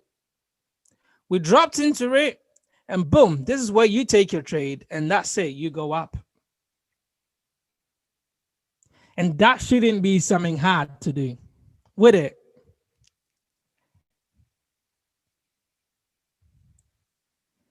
That shouldn't be so hard to do because it happens every single day. The same thing they're doing, the same thing they're doing. Now, where was the liquidity taken in this day? If you look around here, this was the rally up right here. Let me go back to Wix and you see exactly what I'm trying to talk about.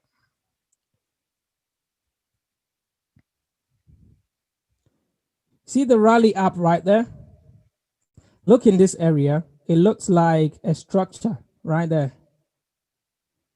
And this is some of the things that I speak about, I call correction. The reason why it was a correction is because if I pull my fib, it was less than 50%. Look at that. It didn't come below the 50%. I want you to focus your attention just in this area, right? And that was less than 50%. Now we came down to do the actual 50%. So in that case, anybody that decided to buy off that area as a retracement, yes, you lose out. You lose out and you get nothing, right? But anybody who paid attention and understood, I told you what a correction is. A correction is a retracement that is less than 50%. And an actual retracement is a proper retracement that is 50% and above. Anybody who understood this in this scenario would wait for this price action and buy. Once again, we came all the way down here and then another buy. Look in this area again. And in the same leg, you could have had about 6 to 7 different entries on Euro USD. I'm showing you this trade because I personally took that buy and that is why I'm talking about it. I had that buy all the way up. Break of structure right there. Price came down. Break of structure right there. Now, pull your fib from here to there.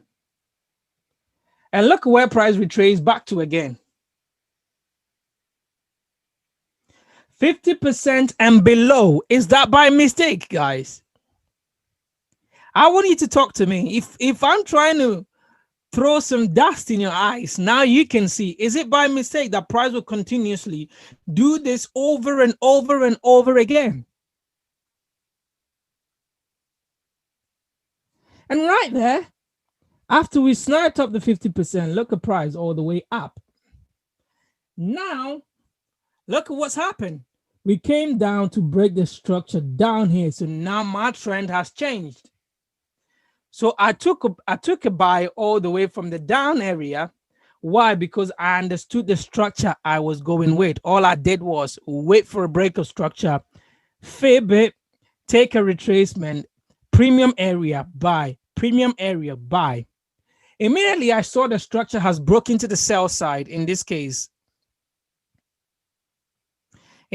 here, price came all the way down to break the structure right there. This is where I took the last buy before the up move. We broke the structure right there. And now any retracement inside this area is a sell. And that is the sell that now I am dealing with right now. If you look at the candlesticks right there, the institutional candlestick sat here. We broke the structure right there on my chart, I wrote as BOS. We had a break of structure because we had a body closing below that area. And we retrace. Now, if I should pull my fib from here to here, what area did we get price to sell? Above 50%, and now price is selling, and euro is still selling. And I'm going to assure you that tomorrow, euro is still going to sell.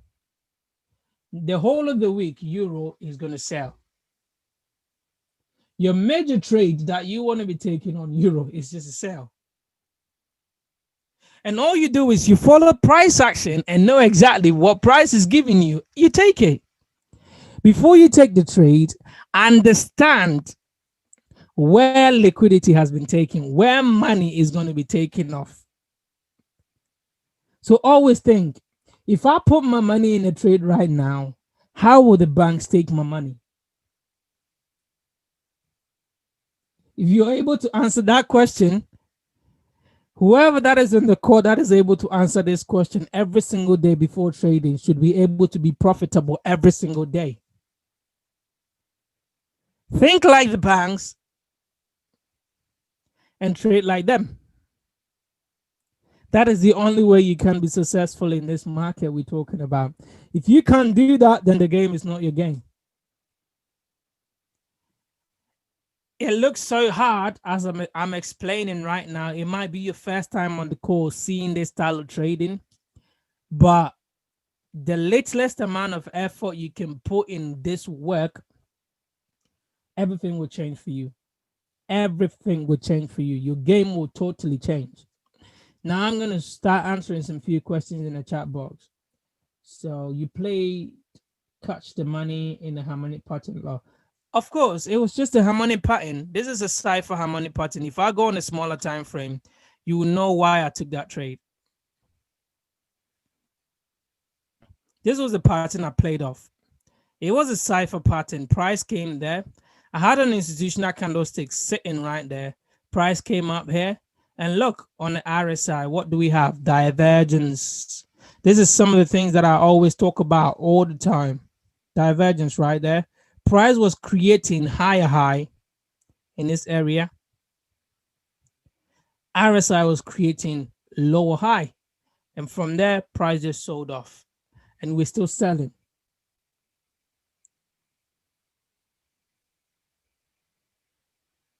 We're still selling. Unfortunately, I'm out of trading for the rest of the year, so I only took this trade on my demo.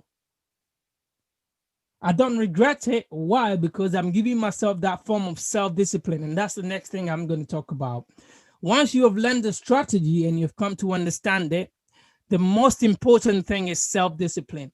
You need to know when to be out of a trade, when to stay in a trade, when to move your stop loss.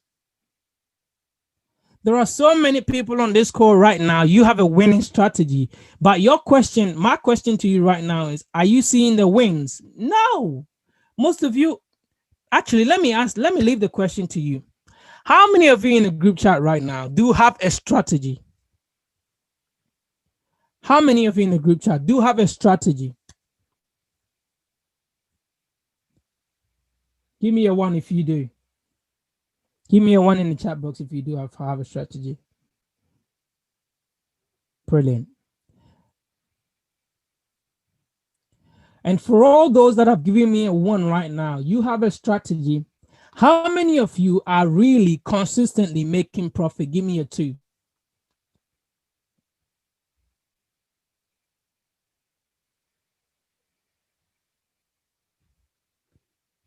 So for those of you that have given me a one, how many of you are consistently making profit, consistently making a gain? Give me a two.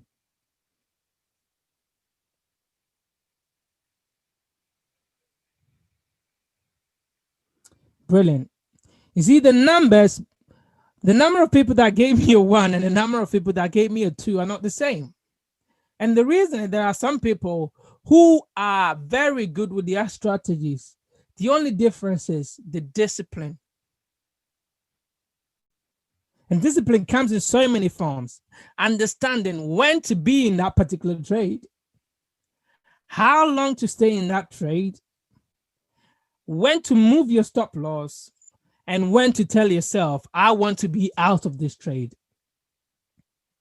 If you can get this problem sorted and you have a strategy, even if you trade support and resistance, I can guarantee you, my brother, my sister on this call, you will be successful. Because I know people still trading smart money and still making losses. And the difference is just because of the fact that these people cannot give themselves that discipline to make their wins.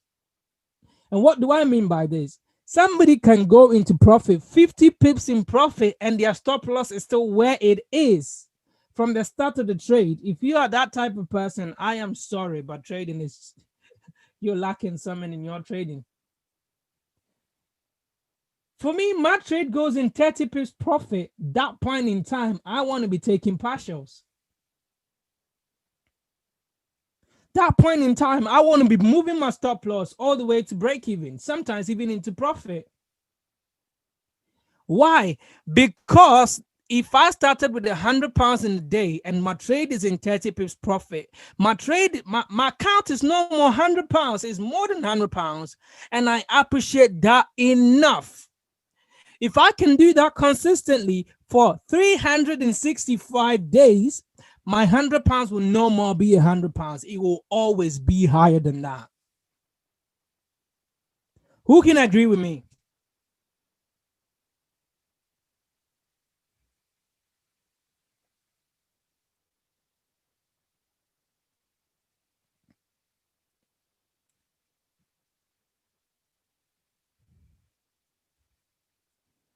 So now, if you agree with me and you are not profitable, who is the fault?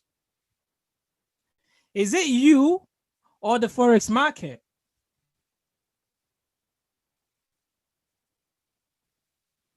Now that's the question I'm asking you.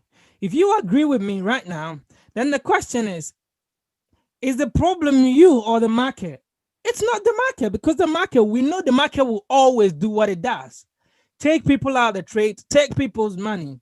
So the littlest amount of profit you make, it is your opportunity to make the win.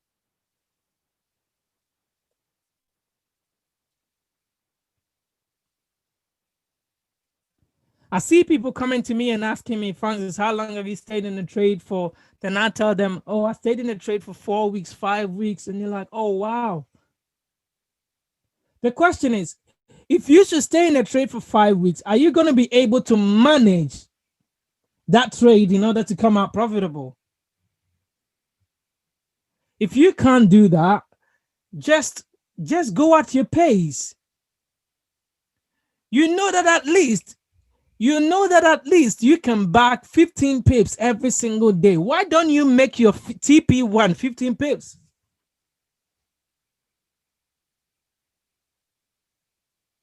You know that you can easily back 30 pips every single day. Why don't you make your TP2 30 pips? You're done.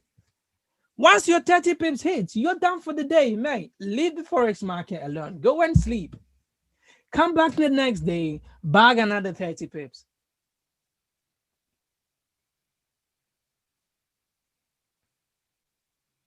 Look at somebody in the chat. Trade went 1:3, didn't take partials. It came back and hit my Excel. It hit your break even. Look at that. All the hard work you put into trading, you ended up with nothing. And I am saying this because I have experienced it. I've been through times that I have allowed myself to be taking out trades so many times. If you ask Nana on the call right now, he will tell you about this. And there was a time I just went to him. I was speaking to him and I said to him, Nana, this time around, I'm not doing that anymore. Once my trade is in profit, whichever profit, I am going to move my Excel. I am going to take my profit.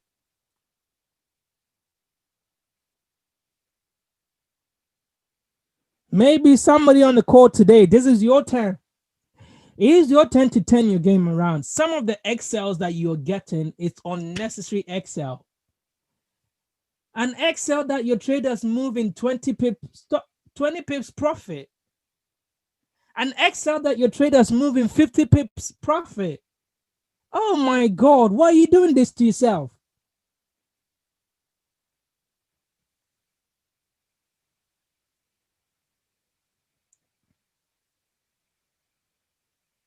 No, I just want to stop myself right here, because if I start going, I'm going to go on and on and on and on. But how much I do, yeah? I just want to leave room for a little bit of question right now before we actually go on the Q&A, where we actually do Q&A, proper question and answers. Can you please show us another example of a sell retracement with BOS? All right, I am going to do a sell retracement quickly, and then we can go away.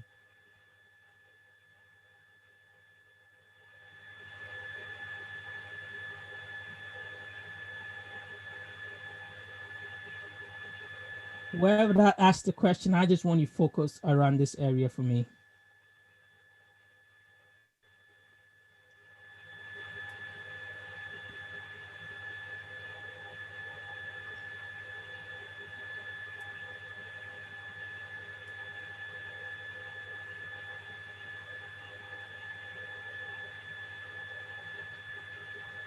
Look at the area in purple right now.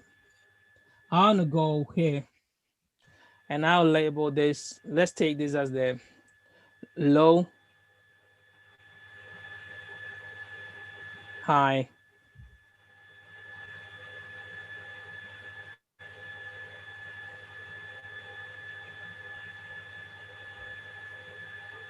higher low, higher high,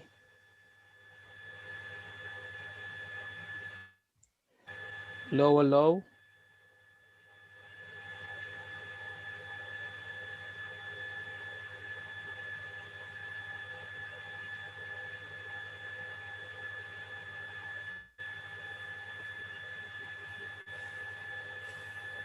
lower high,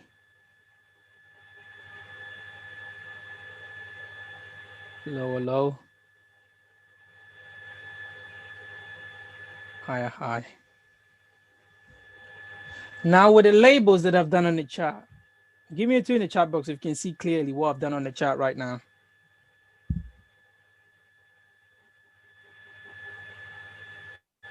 Good. Something very simple for you to see. It is very simple, but very difficult for people who do not understand the market to see. Once we had this low right here, price rallied up. Now I want to pull my fib from there to there and see, did we do a 50% retracement? No. So this trade was invalid. I see this area as a correction. Now I want to go back to my candlestick. There was a breaker structure here.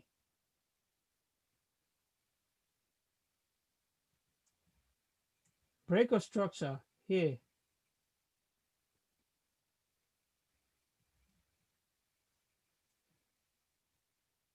Right?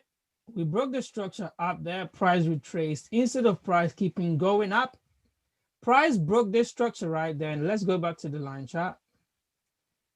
Now price broke this structure, which I'm going to turn these lines into blue for the sell areas into blue. We broke the structure right there. Now I'm going to pull my fib from here to here. Is it 50% and above? No, it means that the trade is not ready. Now look, price came all the way down. It means that this area is invalid. I'm going to move this away from there. Now this area becomes my true lower high. I'm going to move this and fib this right here. Look at the 71% that Nana spoke about. Spot on, price came after it broke the market structure. It came 71%. And what happened? Price just sold off. Let's go back on the line chart. Now I've explained the structure to you. We broke structure here. Price came all the way down, retraced 71%. And what happened? Drop. This was your entry right there for the sell entry. That was your sell entry right there. So for those asking, to show how to take the sell trades on a breaker structure, catching the retracement and selling, that was just it. We broke the structure there.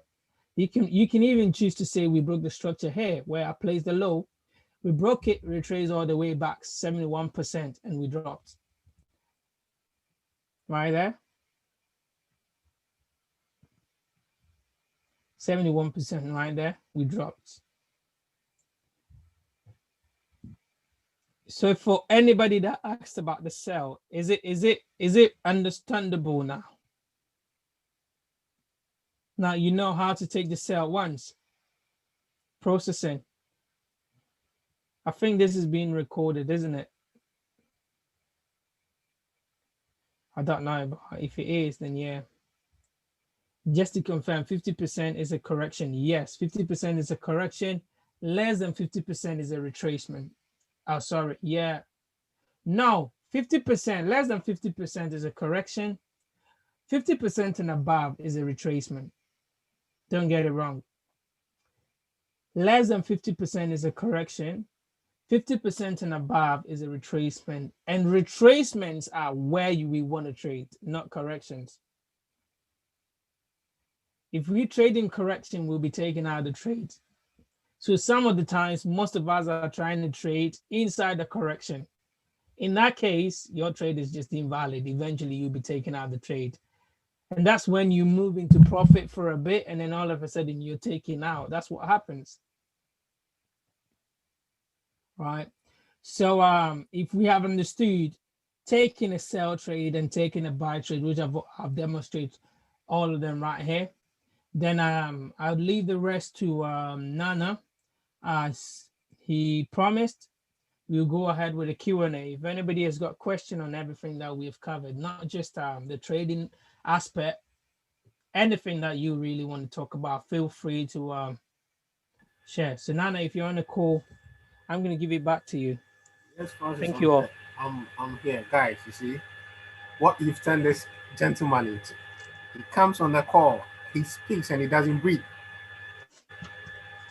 Look at him, like he gets possessed, like he's got some spirit that comes on him whenever he's on the chat. Francis, we do appreciate you. So now, ladies and gentlemen, you've got both of us here. Whatever questions you've got, all the questions that I might have missed, all the questions that Francis might have missed, anything that is bugging you, this is the end of year wrap up. Let's wrap it up. Whatever questions you've got, feel free to bring it out, and the leaders are here. Ayo is here, Kenny is here. I don't know if Clyde is here. Everybody's here, so let's go. Good evening, gentlemen, and thank you both for everything that you've done today. My question is about this. Say, for example, this chart that we've got here, Euro USD. You've had the perfect entry. Now, would you hold this trade because it's got lots of drops in it? So do you, when you're trading, would you hold this as far as you can? Or I know you spoke about taking partials, but are you re-entering the trade, or do you continue one trade along the way? Okay, I'm going to take that question. So what happened with me if I enter the trade? Okay, let me use this as an example. This thing right here, I entered when it was going to go for buy. I entered the buy right here, right? So I'm in the buy, price begins to rally up. The very moment that my trade breaks this structure, at this point in time, I'm going to move my stop loss into break even, and I'm going to take partials. The very moment that price broke this structure, I'm going to move my stop loss into profit or break even, and I'm going to take partials, right? And now if I get a retracement, that retracement would depend when I have a solid or a point of interest where I can re-enter the market again. In this case, if you look around this area, what do you see? Nana spoke about imbalance. Can everybody see this? This area right there. Let me zoom in. How many of us can see the area I'm talking about? Imbalance fill, 100% imbalance fill. Look at what price did. We came back, the retracement came straight back to fill an imbalance. And when the imbalance got filled, look what happened. We rallied up again. So although my entry, my first entry, I have moved into profit, I have moved into break even, I've already taken partials and I've taken another entry. Right? And that entry I have taken, now my stop loss is below this wick right here. And look at that, it rallied up. The very moment that trade broke this structure, I'm going to take partials and I'm going to move my stop loss into profit. And this one that I took down here, I'm going to move this one into the profit where I've moved my second trade. Again, when we broke the market structure, we went all the way up and we came down. Look at where we came. This is something that I always teach people. I tell people about rally, base, rally. And look at that. This was the base. Price came straight inside the base. And that was another trade opportunity for you. You can enter the trade there, put your stop loss below this area, and that was the rally up. So I might have started the trade with one entry, but because I understand break of structure, retracement, and I have a solid point of interest, be it an institutional candlestick, an imbalance fill, a supply zone, or a demand zone, I still have another entry. Sometimes the entries, the second entry you might be taking, you will be taking off the trade, but that does not mean that there is still not an opportunity for you to get into another trade. Once you're taking off, it means that price is probably going to reverse, and that gives you the signal immediately to close your main trade. Is your question answered? Yes, sir. Thank you. You're welcome. Any more questions? Francis, thank you very much for this, great insights. We really appreciate you. My question is there anywhere where you taught this in your YouTube video or any other sessions? Yes, I do have a YouTube video titled Mastering Your Entries. If you go on my YouTube channel, it should be there. I don't know. I think I have it here. Let me show you.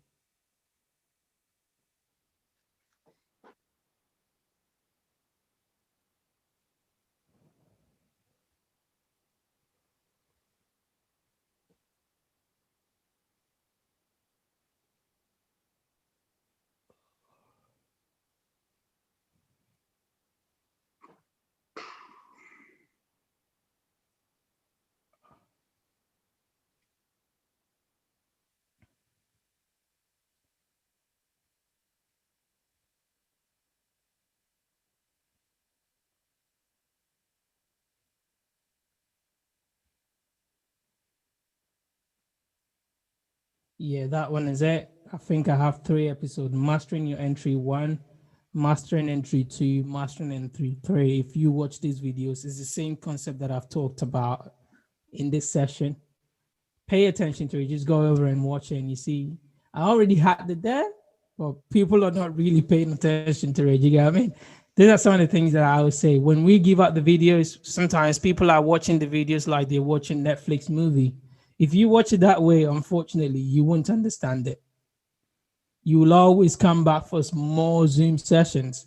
But if you really pay attention to what I'm saying, and then, you watch the video, take proper notes, then I can guarantee you always understanding the things that I'm talking about. Sometimes I do say to people, if you can just pay attention to the videos I have on YouTube, you probably would never go back and go live. I'm not trying to stop people from going to go live, because there is more than enough information on my YouTube channel right now, which can get people trading on their own easily. I hope your question is answered, Aya. Yeah, thank you very much. Someone is asking, I'm already subscribed to your channel, so somebody is asking, what's the name of your channel? I'm gonna put in the chat box.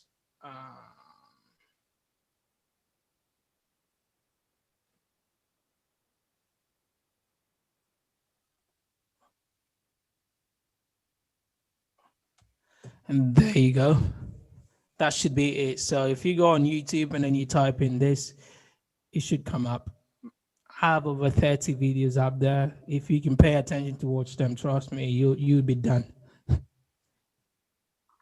Any more questions? Is there any more questions, please? Let's take advantage of these two great men, sparing their time to help us. Don't be shy to ask any question. No question is stupid. It will only help us move forward. Please feel free to ask questions. I know we spent a bit more time than we planned, but I don't even want it to end. So bring out your questions, and then okay, is there a particular time frame to mark up a chart? That's a question from Shagun or Francis. Nana, do you want to take that? So yeah, that's fine. So when I started, right, or in the course of my presentation, if you remember, I said monthly is what? If anybody can remember, you can put in the chat box. Monthly, weekly, and then I said daily is Nana. If you can remember. So that is the order in which you should look at your order flow, or the order in which you should mark your chart. You should look at the time frame it's doing, because when we talk about market structure, what I said was a correction, or in a smaller time, right? It might be a correction going to a bigger time frame to drop. So you might get a buy on a smaller time frame, but all it is doing, it's just a small move to get to the actual point of interest so that it drops. So you have to know what time frame you are in, what time frame you're dealing with. You have to know if it's the weekly, you have to know your weekly range. If it's the daily, you have to know your daily range. If it's the monthly, you have to know the monthly range. But let's say if the monthly is a downtrend, right? And the weekly is an uptrend. For me, what the weekly is doing is it is moving up to a point where it can sell on a monthly level. However, I should be able to have a point on the monthly level that once it's broken, I know that, you know what, the bias is flipped. I don't know if I've answered that question. Or Francis, if you've got anything to add. I'm just going to use example to explain what you've just said. They might not have gotten it. So let me show you this right here. I think we saw one on Euro JPY.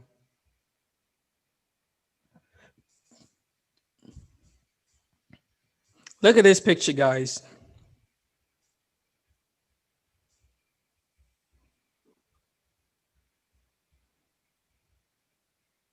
This is on daily time frame, right? Just like Nana is saying, you might have bought price right here, thinking that price was going for a buy on the daily, probably on a smaller time frame. If you look at this on a 1 hour time frame, it's quite a hefty trade. Look at it from here to there. That was how many pips? 250 pips. And guess what? It was just a retracement. So understanding the time frame will always let you know what type of trade you are taking and where to take your profit. All right. So if I know that on my daily time frame, I have just broken structure, in this case, if you look around here, we just broke the structure around this area and price came down, broke another structure. So if I'm taking this buy, I know for a fact that this buy is just a retracement. So I'm only going to take this trade to a TP of probably 50% retracement if I fib from up here to down here. So I'm going to take my profit at the 50% level, and that's it. Any higher price go, I don't want to be in that trade anymore.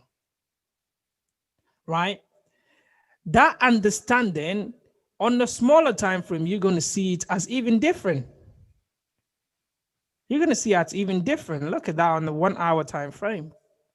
Completely different. This trade has got so many different legs in it. We broke structure there. We came all the way down, retraced back onto the consolidation, and price moved higher again. Once again, we broke structure there. We retraced back, if you pull my fib, 50%, and again, price went up. However, on 1 hour time frame, on 2 hour time frame, sorry, this is what we are seeing. But on the daily, look what it is. It was just one straight move.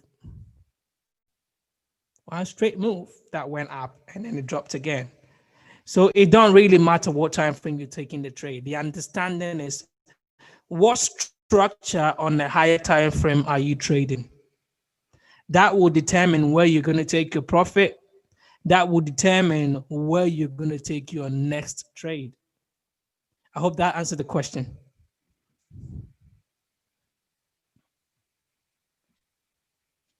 There's a question in the chat from Anthony. How can we learn a bit more how the banks trade? All right, so for everybody on the call, if you go on the Trade House Academy, the Trade House Educators, which is Mike Miles, Rocky Kuma, Sandy Casper, Zach Hold on, Doctor, for a minute. First of all, they should join Team Elevate. Oh, he's already in the camp. Oh, okay. So okay. Just to clarify. Yeah, Francis, go on. God bless you. That's so important. If you're here and you're not part of Team Elevate, then you should look to join in order to benefit all I'm going to talk about. Because if you're there, then of course you're part of IAM, and then you would benefit through Go Live, getting introduced to all these educators I'm talking about. Most of the things that I learned are from that area. That is where I got my insights in trading smart money concept. So if you go there and you're struggling with anything, feel free. You can come to either me, Nana, speak to your leaders, Ayo, Kemi, let them know you need help. The thing with people is most of the time they'll be struggling, but they wouldn't ask for help. And instead they'd be like, oh, I just want to leave. You don't need to leave. You need to be there and ask for the help. If we're unable to provide, that is when you say you can go. I can guarantee you, if you ask for the help, at least you can get more than 2 people getting back at you straight away and telling you what you need. I hope that helps. So if you don't know, Pammy has put in the group chat institutional codes, the bounce back. You can just click on it and it will take you straight to the website. Francis, you only use line chats to identify whether there is retracement or correction. The reason why I use line chat is because the line chat takes away all the noise. Look at this. Look at so many wicks that I have here. If I go on a line chat, all the noise is gone away. Why do you want to hassle working with so many wicks and determine, should I take my breaker structure of the wick, or should I take my breaker structure of the body? Don't confuse yourself. If you go on the line chart, you'll see everything so clear and easy. That is the reason why I personally use it. It's not for any kind of like ritual or anything. So it's up to you. If you feel like you can see clearly breaker structure on the candlesticks, stick to it. But to me, that's the picture right there. Don't you like it? I would also say line chart is true price. That is action. Line chart is true price action. All these rates, everything on there, sometimes they are just to confuse you.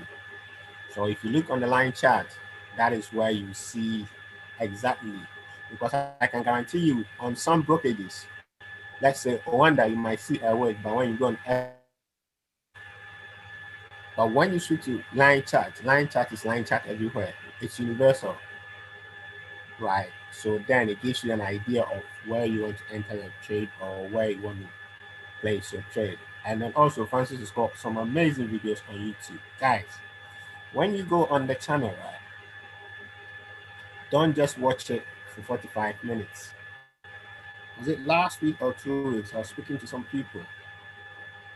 I go on there and normally a video would take probably 45 to 1 hour max. There was a video I was watching. It took me 3 hours. Like everything the guy is saying, I'm writing it down, right? If he says this, I'm like, wow, this is another level. And the thing is, the first few times you watch it, it might not make sense. I remember the first time I watched Sandy Casper's video, it never made sense to me. And then I watched it again, it never made sense. I watched it again, it never made sense. Until probably the 6th time that it clicked, right? Then I started making notes. Then I watched it again, I rewatch it, and then everything started clicking. Like I had that light bulb moment. So when you start watching videos and then you don't get it, it's just like learning to drive a car. I mean, your first few drives, you'll not be good. But the more you drive or the more you keep going on trials, that is how you perfect your craft. Sit there, watch it, and then it goes. I know some people come to me, oh, I could understand everything you were doing, but then when I go on the chart, I don't see it. Did you make notes? What's your reference point? What did you go off it? We spoke about institutional candle, we spoke about imbalance, we spoke about market structure, we spoke about lots of things. What time frame do you look at? The time then your analysis from? Did you write them down? You must have pointers that will direct you on the market. So let's say if you've got pointers there, okay, where is the money? Okay, I found double tops, double bottoms. Okay, where did the institution come in? Okay, there was a liquidity sweep here, or there was a week here. Okay, that also is another point of interest for me. So now, where is that imbalance? You mark that. So now, when all these levels, you just waiting to see how price will react at those levels. Then you get into the trade. So you need to make notes. Listen, nobody knows it all. I don't know it all. Francis doesn't know it all. Nobody knows it all. And there's one thing I always want to preach: be an independent trader. Don't just go with the flow, please. If there's a signal, and I'll have to elevate. If there's a signal you don't understand, please try to understand. Try to understand that signal, because what might be on your blind spot, somebody might have spotted it. Try to understand that signal. Don't only be interested in TPs. What if tomorrow the signal provider is not there? Right. So that is what I would say. If there are any more questions, let's fire it out and then let's round it out. Okay, so somebody is asking. What I would just say is, please let's appreciate these two men. Please type 777 in the chat if you've got great value from these two men today. I'm really very appreciative of all of you staying till now. We've had more than 2 hours. You can't ask me to sit down for 2 hours for anything. Wow, I'm honored. I haven't moved an inch since you guys started. That is fantastic. The 777, is just rolling in. Please keep them coming. Fantastic, great job. When you ask for favor in public, most times you get it. So I'm gonna ask Francis of a favor right now in public that you're gonna give us 1 or 2 more times to, come and blow us away just like you did today, with our team, and we're gonna also be generous enough to invite other people and let them participate and be part of the project, part of the learning experience. You know, those people that aren't in our team, we're gonna send them their invoice after this session so that they absolutely. Francis for educator, that's not even in question. I think that's gonna happen next year. Whatever we do, we're gonna make that happen. All right. Okay. I think we've done great jobs. Let me also invite Kemi to say something before we close. She's done a phenomenal job organizing this, and it's not easy to put this together. Thank you, everyone, for coming. Kemi, over to you. Can I just say one last small thing before Kemi comes in on? Yeah, sure. So guys, we want to really thank you. Thank you so much for the opportunity. Without you, probably would have been speaking to chairs. We don't take you for granted at all. We don't take you for granted at all. And if there is anything we have done as a result of our actions and inactions, it's not intentional. It's not like we attend to some people, we don't attend to some people. We get lots of messages, right? So if you shoot us a message or if you book an appointment or something, right? Listen, we do this out of our free will, right? We love it. I always say, trading, trading. Go after the skill first and the money will come. The money is a byproduct of the skill, right? If you put the money before the skill, I don't know what will happen to you, but it's a recipe for disaster. Put the skill before the money. So this is our last wrap up for the year. You can still inbox us, you can still message us, you can still come back to us. Listen, we don't bite. We don't bite, right? We talk about so many things. Me and Francis, we talk about other things. Me and Kemi spoke about other things.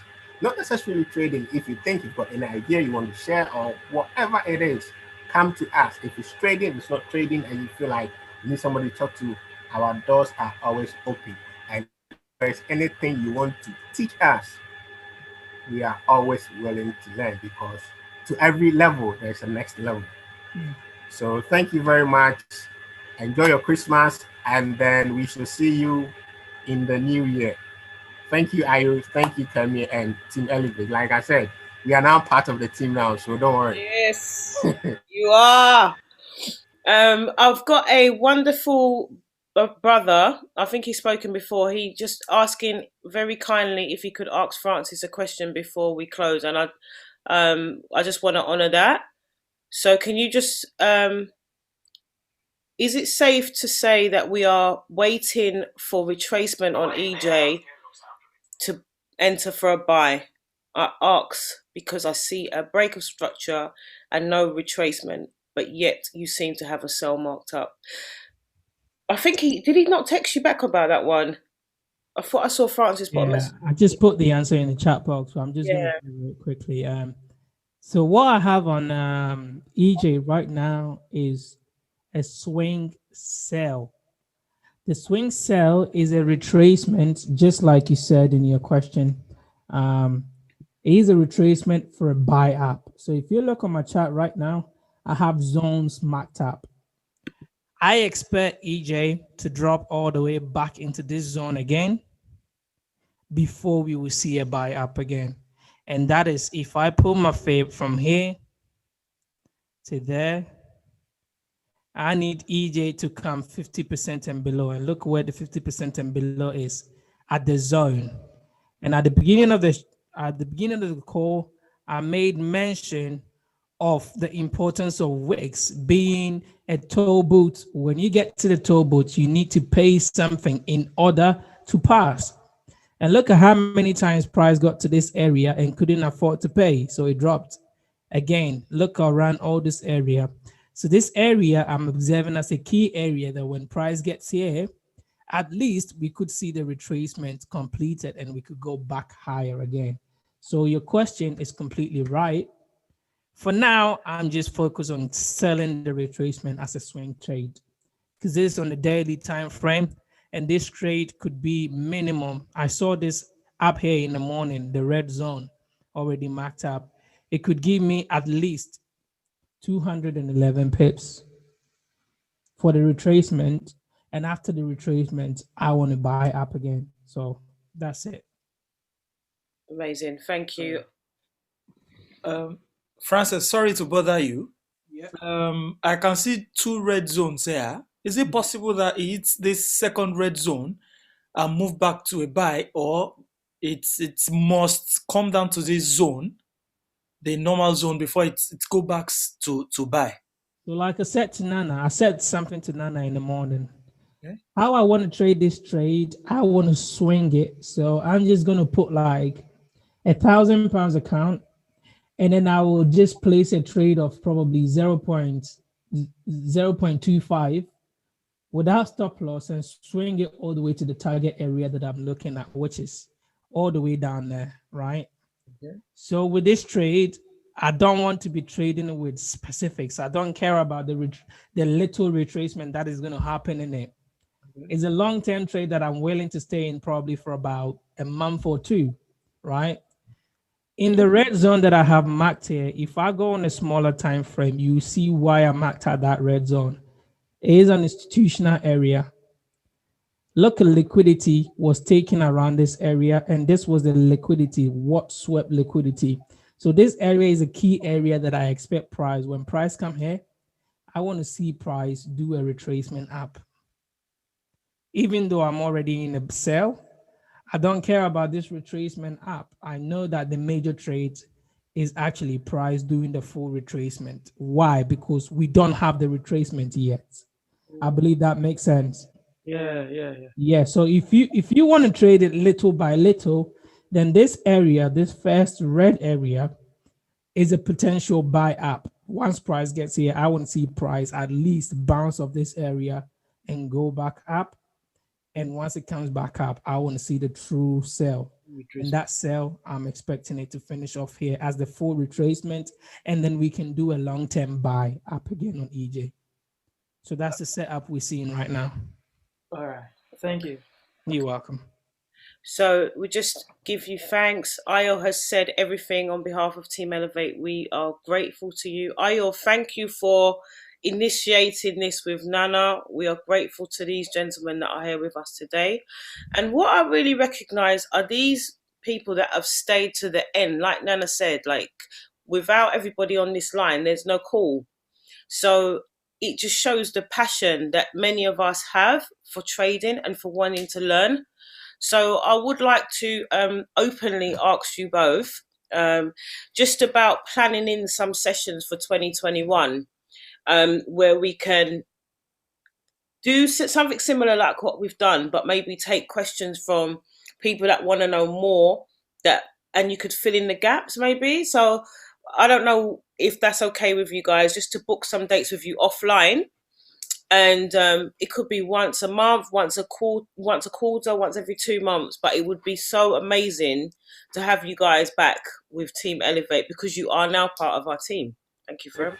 It's fine. Any time, right? If I'm not available, Frank's available. If Frank is not available, I'll be available. Or available, you come on the court. So it's not a problem at all. All right. And then also, if we could mark up charts, and you're already doing that for us anyway. You guys are so good in Harmonic Boot. So we thank you for checking over our charts, and those of us that are on now, we can just continue to share and learn from each other, yeah? So everyone, I don't know if you're hungry, it's dinner time. Enjoy your jollof rice.